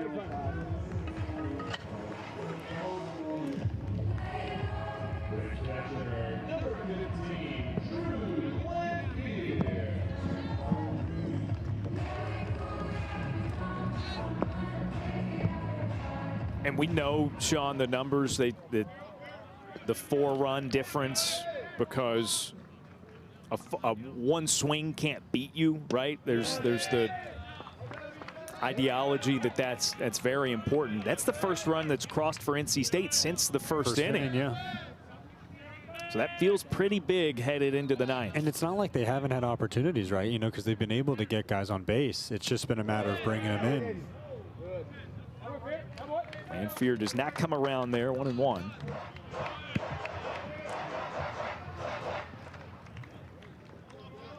Yeah, they've had at least one runner on every inning.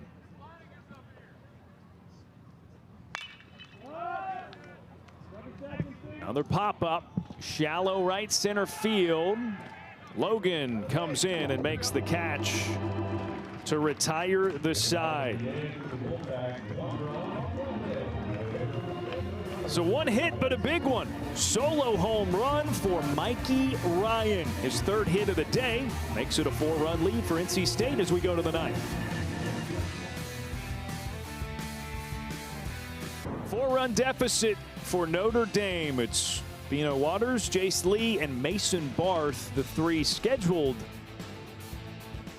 to hit here in the 9th inning.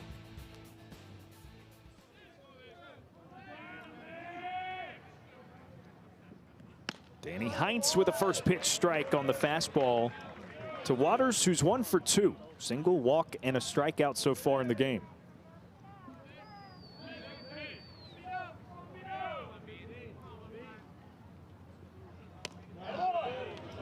Just off the outside, 1-1.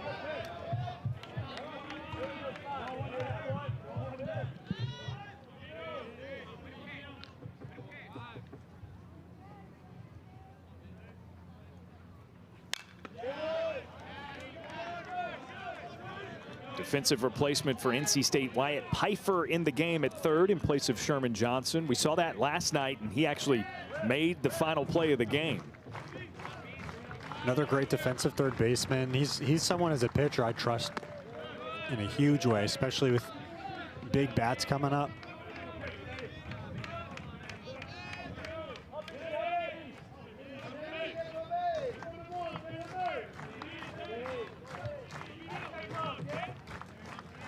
Two and two to Waters. He waves it back into the netting.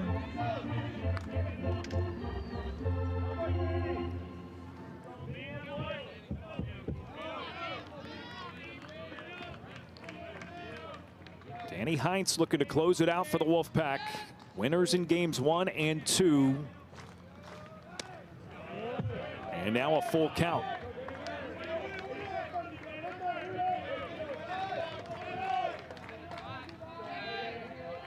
We've talked so much today about the positioning in the ACC standings for both of these teams. Sweeps do wonders.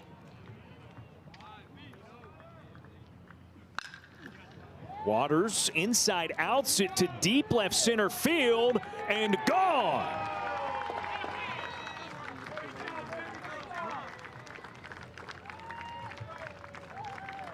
The Irish DH muscles his 7th home run of the season, and it's a leadoff solo shot in the 9th.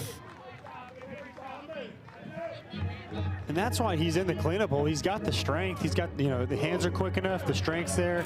Heinz throws hard enough where he's supplying half the power right there, but just fastball over the heart of the plate, that's the location issue right there. Is that's where you don't want to be.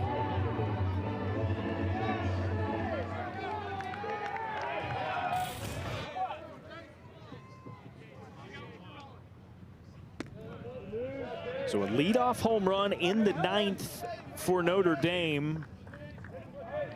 Similar to what Jace Lee did with a solo homer in the 8th last night. But that's why last inning, trying to come back, yeah. Last inning I talked about why Mikey Ryan's home run was such a big deal, because Notre Dame's, they haven't gone away, they won't go away. And we're seeing that right now.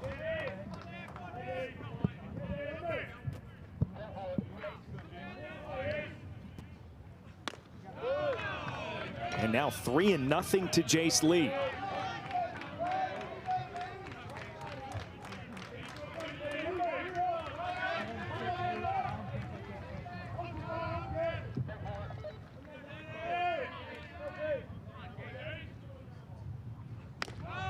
Up and in, ball 4.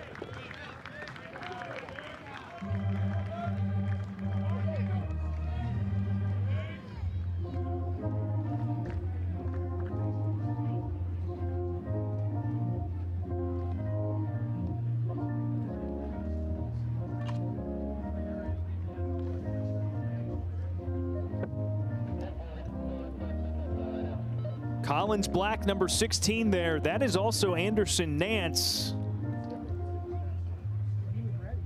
Kicking some dirt around near the rubber. He finished off game 1, the victory. Filling in for Ryan Marone for the finish of that one. We wondered if maybe he would be in line for a second outing if needed. I think, they're lucky that he threw 2 nights ago. I think had he thrown that much last night, he wouldn't be up. But, I mean, he's their guy that they want to rely on in these type of situations. So, as that closer type, high leverage reliever role, you have to be willing to get called upon, multiple times in a weekend. Heinz off the mark. Mason Barth with a 1-0.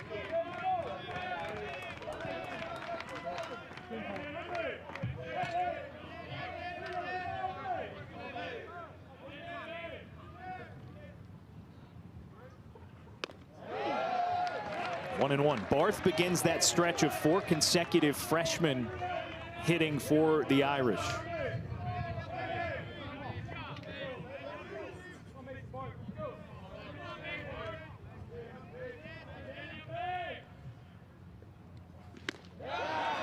Big swing and miss.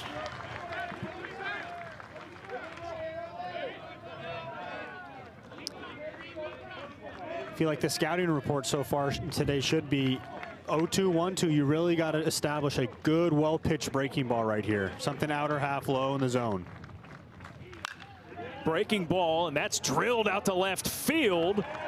At the base of the wall, an odd hop for Johnson. It's a double to put them at second and third for Notre Dame. Definitely the right pitch, just the wrong location. I think that one kind of just hung up for Heinz right there. 2 strikes, you know they're going to be swinging if it's close. Yeah, just caught way too much of the plate right there, and Mason Barth, just the good hitter that he is able to take advantage of that.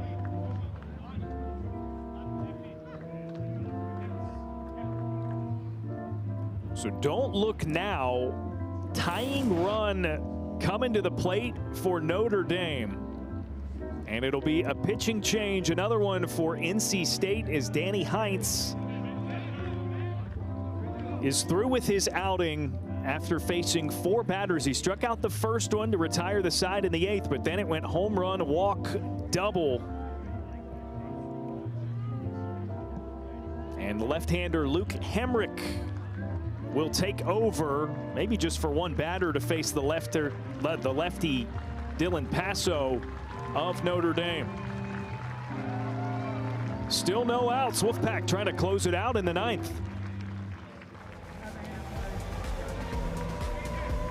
NC State trying to hang on for a victory after a great start out of Jacob Duden there.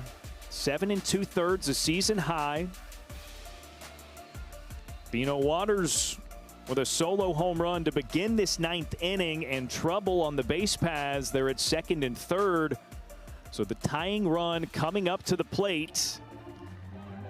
And in comes the left-handed freshman Luke Hemrick, who tossed. He was the starter in the midweek game on Tuesday against Liberty, throwing a season-high 5 1/3, striking out 7 in that one. One of their young arms that they rely on in multiple situations. I like this decision, though. I mean, I think he's someone that can come in and he can probably work through this lineup. You know what? If he gives up a run, maybe 2, you're hoping to get outs in exchange, right? Because at the end of the day, you have a 3-run lead. It's not a huge lead, but it's enough where you can probably trade an out for a run.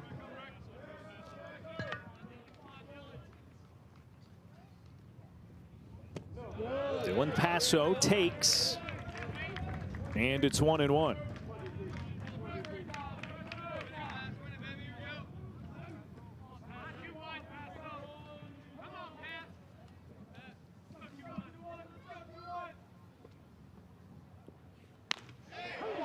Called strike, it's 1-2. Couple of hits for Passo today. Initially, one was ruled an error, a throwing error in the infield, but that since has been changed. So he's 2 for 3, including the RBI double back in the 4th. Well outside, Lanfear with a quick reflex.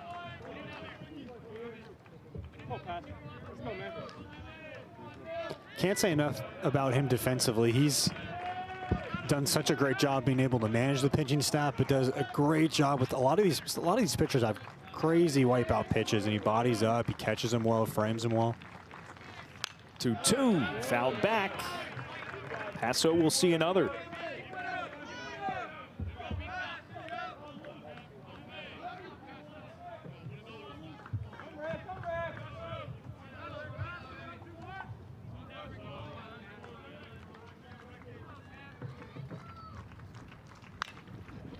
He swats it into shallow center field, and it drops down for a blue pit. The runners had frozen just in case it was going to get caught, so only one of them scores. Jace Lee in from third, Barth from second to third, and now the tying run is aboard. Tough break because he barely got barrel on that too, and you see how hard Chase Nixon's going, or Luke Nixon's going for that.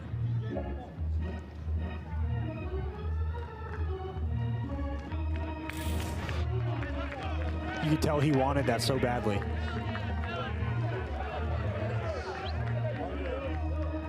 So still no outs. And NC State trying to hang on. Pinch runner at first base in place of Paso. It's Caleb Ricks. Go figure, another freshman.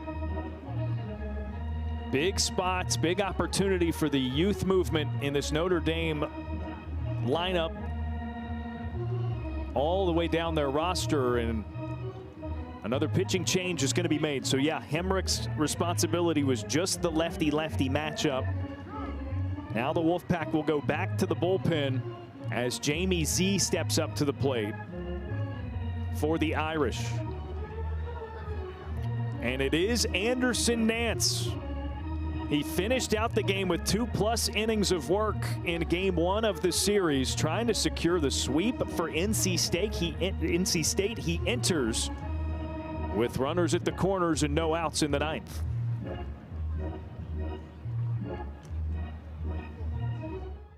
Fighting Irish trying to come back here in the 9th inning and save a weekend series. They've dropped the first 2 games in Raleigh to NC State. 2 runs across already here in the top of the 9th. No outs. They're threatening with 2 more aboard. And in comes the high leverage guy, Anderson Nance, to try to close it out for the Wolfpack. He's their guy that they want to rely to in this situation. That's why he's out there. That's why he was out there 2 nights ago. Going to be a tough situation, a tough inning to work out of, but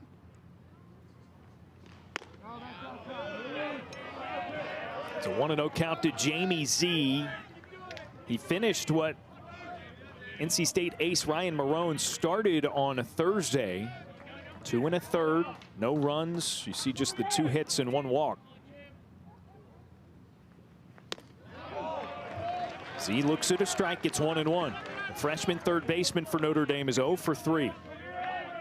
Ideally for the Pack, and I know we just talked about this, if you can work a ground ball right here and try and turn 2, that runner on third would score, but essentially you'd have a 1-run lead with your 9-hole guy up with 1 out to go. Breaker misses high, 2-1.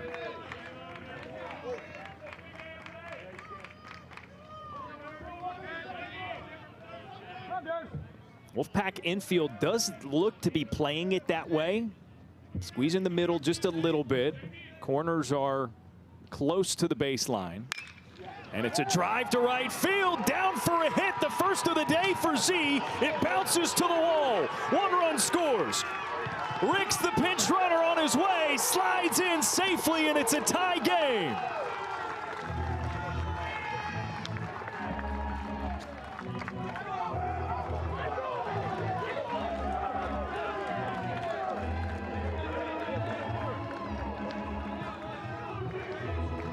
Four runs on 4 hits in the 9th inning alone for the Irish. And hats off to the freshman right there. He sees that fastball, kind of outer half, and does exactly what he needs to. You can kind of tell Anderson Nance's body language. He knows that that one he left up a little too good.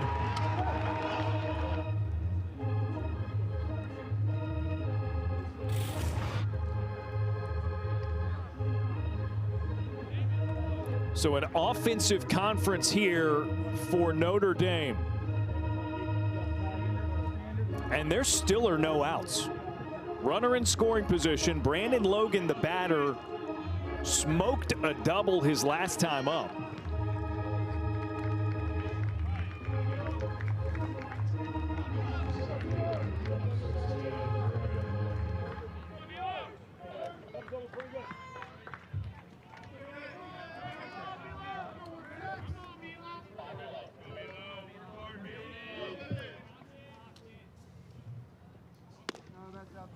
Logan pulls back the bat head, squaring to bunt, 1-0.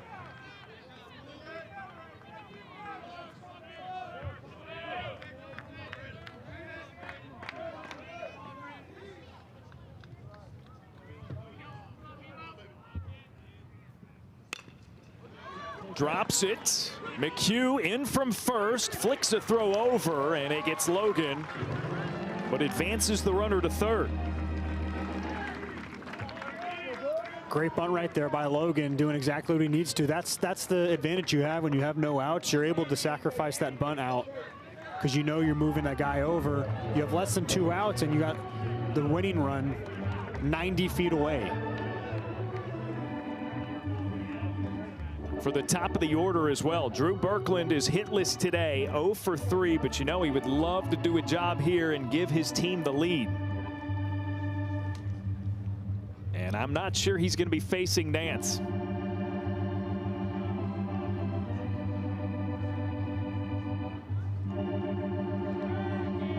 It will be another call to the bullpen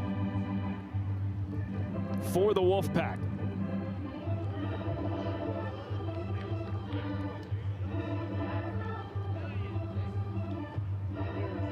That's Collins Black on his way into the game with a runner at third, 1 away.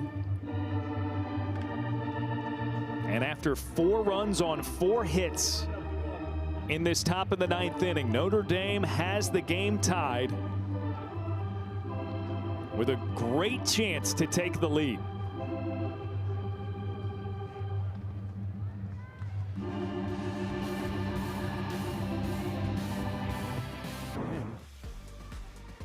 Four runs on 4 hits in this top of the 9th inning for Notre Dame. It started with a Bino Waters leadoff solo home run, then a walk, a double, a single, a double, and a sacrifice bunt to get the winning run to third base for the top of the order with just 1 away. Drew Berkland steps up to the plate. And he'll face Collins Black, the 4th pitcher used in this 9th inning by the Wolfpack. Definitely in a tricky spot right here. Less than 2 outs, runner on third. He's going to have to be really strategic with how he goes about this. Infield is in for NC State. Berkland looks at a strike, 0-1. Hitless today. He was hit by a pitch in the 3rd. Couple of fly balls and a strikeout as well.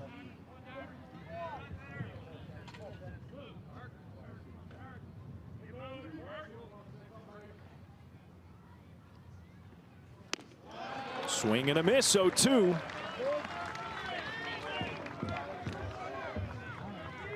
And this becomes a very stressful pitch, both for Black on the mound as well as Berkland at the plate.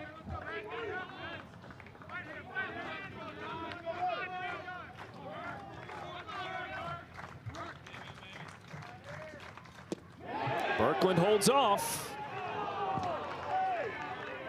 And it's 1-2. A strikeout here is not catastrophic, but it's certainly not ideal for Notre Dame.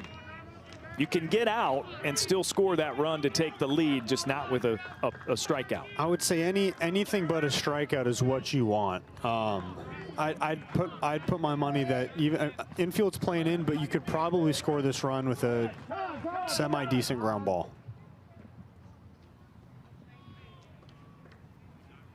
Drew Lanphier pops out to call timeout and talk to his pitcher.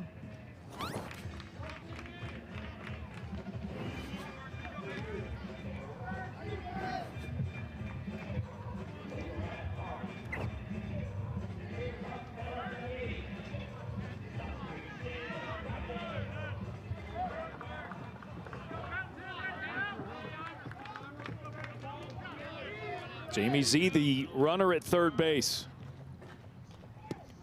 Inside, and it skips away from Lanphier. Z a jump, and he slides in. Notre Dame leads.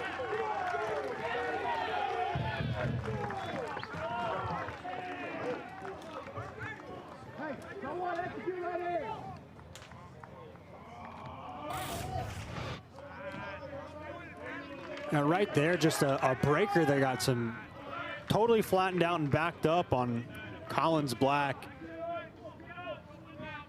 Not the intended location or the intended break. It kind of just almost a dropped arm angle. Fastball misses high. It's now a full count.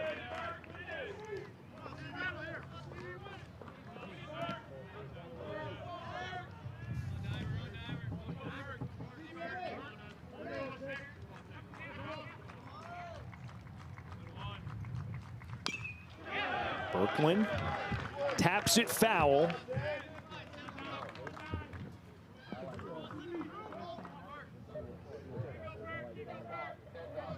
We talked about a lot of possibilities with that runner at third and just one out of how that guy could score. We did not mention a passed ball.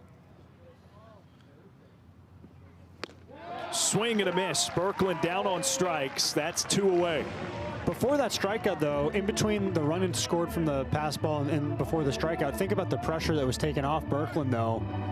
That runs in, so it's not necessarily on him to do that. At that point, he was able to hit away. Granted, he struck out, but the flip side of that, though, Sean, is if the result was going to be a strikeout, that passed ball means a lot. You know 100%. What I mean? If you get the strikeout, you get to 2 outs, and the runner's still at third. That's your sigh of relief on the opposite end.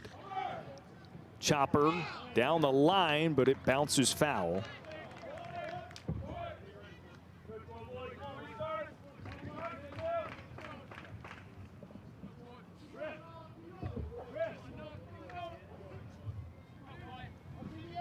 At this point in the season, we know sweeps are great for your team if you're doing the sweeping. Otherwise, you want to avoid getting swept. Notre Dame trying to do that.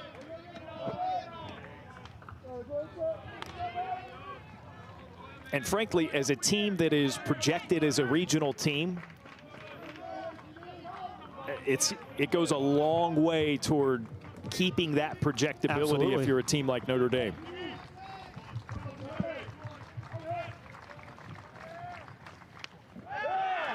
Oh, 2 hit batter, and Noah Coy will get first base.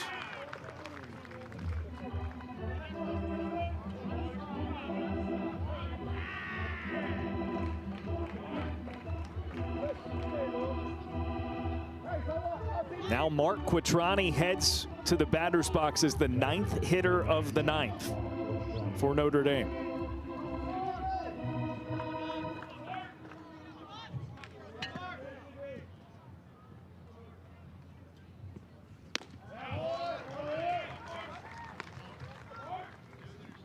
Quattrani 0 for 4, couple of strikeouts. Otherwise, 2 fly balls to center field. And he's one of their big bats, too. It almost seems like he's just, putting a lot of pressure on himself. Runner goes. Coy, a great jump, dives in safely, almost overslid the bag.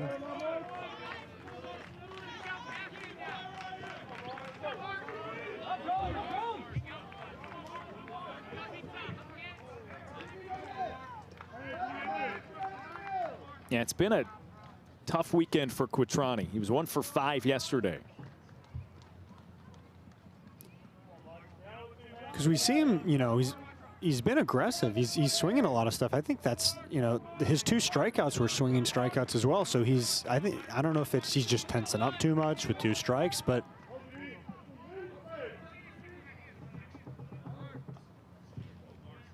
Oh, and 2 here.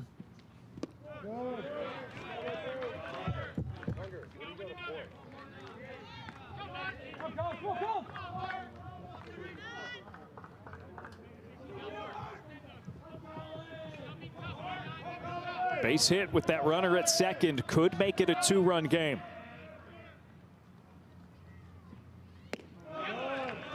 Two and 2.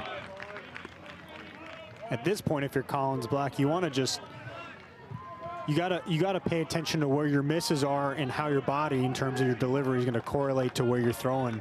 It almost looks like on his follow through, he's peeling off towards first base, which leans itself to him dropping his arm and him missing.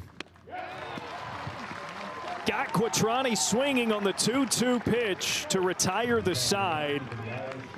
But we go to the bottom of the 9th. Notre Dame up 1, the top of the order up for NC State.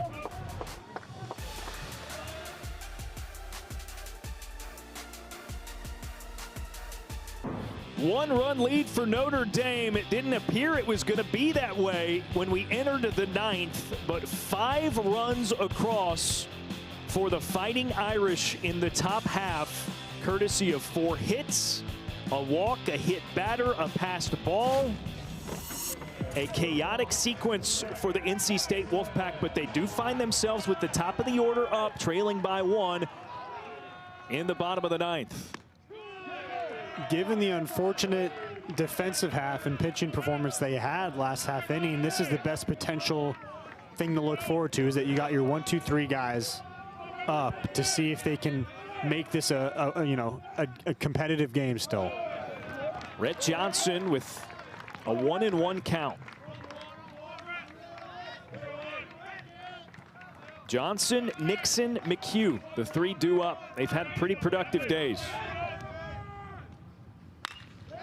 Right over the middle, Logan leaping for the catch, and he made it.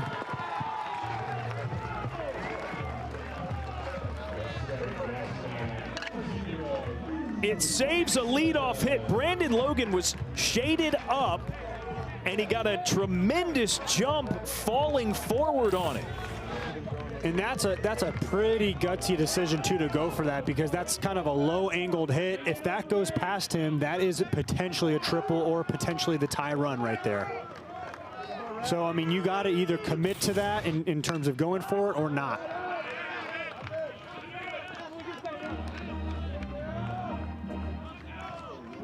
What a swing, because off the bat, I mean, I think everybody in here thought, all right, that's a leadoff hit.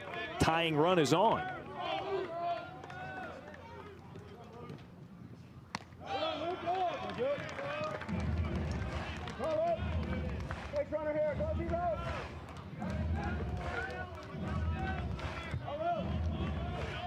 Luke Nixon homered in game 1, homered in game 2 last night. Yanks it foul. You got to be really careful, though, giving Luke Nixon a decent pitch to hit. I mean, we start to see the power come alive. We saw, the first 2 games of the series.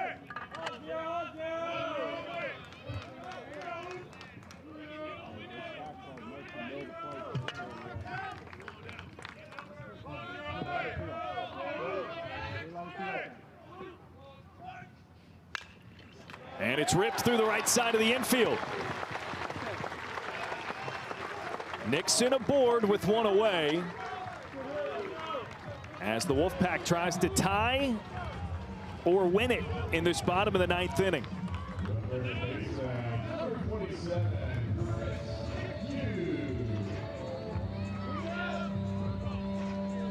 As Singleton, you got to do everything you can to stay composed, throw strikes, just trust your defense right here and try and work contact out. You're going up against some big swinging bats. You got 16 home runs combined between the next 2 guys. So do everything you can to keep the ball low in the zone and just trust that your defense, if they make contact off, you trust your defense.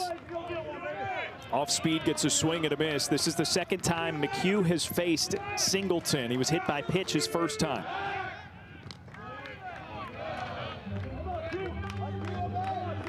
That at bat by Nixon, by the way, started the 2nd time through the order for Singleton.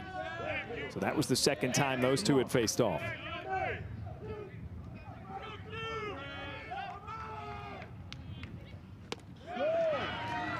McHugh misses over top of it. Also puts into perspective how big of a play that Brandon Logan catch was, because with Nixon hitting that single, now, you'd have runners on the corners, no outs. Yeah.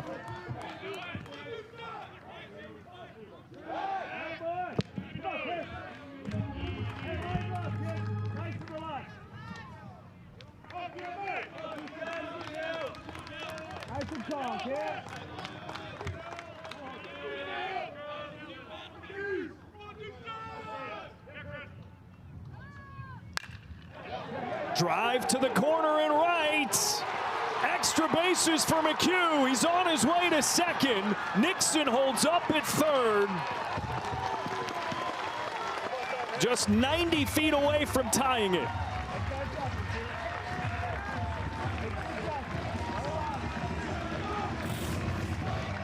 Right there, kind of elevated fastball right there. McHugh does a good job of just seeing it and knows, hey, this is something I can handle. It was a solid poke down the right field line.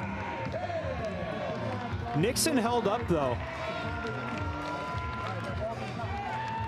Probably a good decision. You don't want to make that out at home.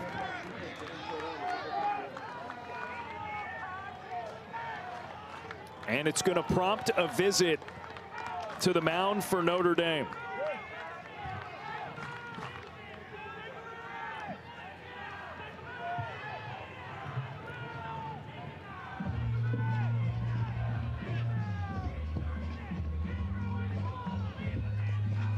So the bullpen looking on with some action. So in a pinch, they've got a couple of guys ready, it looked like. Ty Head is the batter with 2 in scoring position. His team-leading 9th home run of the season came in the victory for the Wolfpack last night.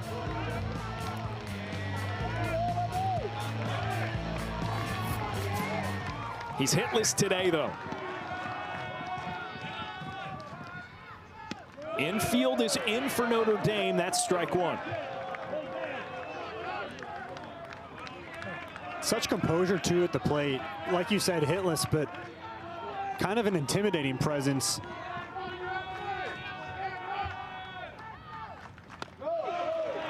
He leaves it up 1-1.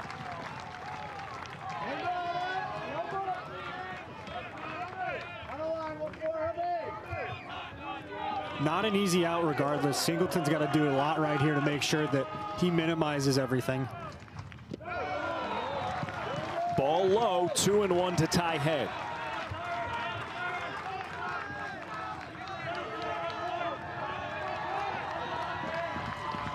Notre Dame with 5 runs in the top half. Trying to close out the Wolfpack and save the weekend. Head bounces it foul. It's 2-2. For NC State, they won games 1 and 2. They would love a sweep.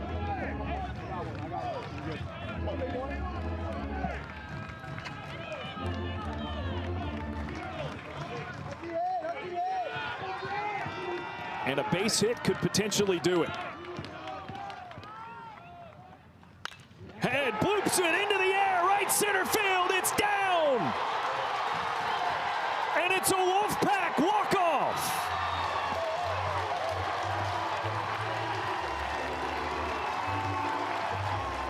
They definitely came up clutch with their big-time bats. Like you said, Ty Head hitless this afternoon until the big-time hit right there to win it.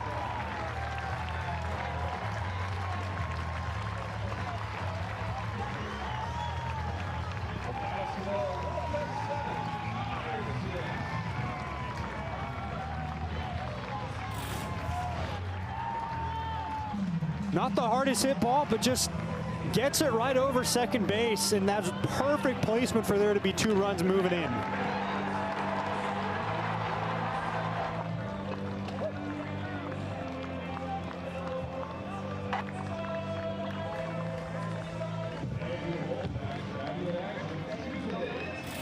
Incredible resolve for a Wolfpack team after giving up 5 runs in the top half of the 9th and surrendering the lead. No problem. Top of the order's up. Rhett Johnson scorches one, is robbed of a hit. Still no problem. And they come through in the game's biggest moment to get their first conference sweep of the season. And they definitely needed that too. I think that really gives them a lot of spark and momentum going into next week. Talk about the resiliency though that the team had. Incredible.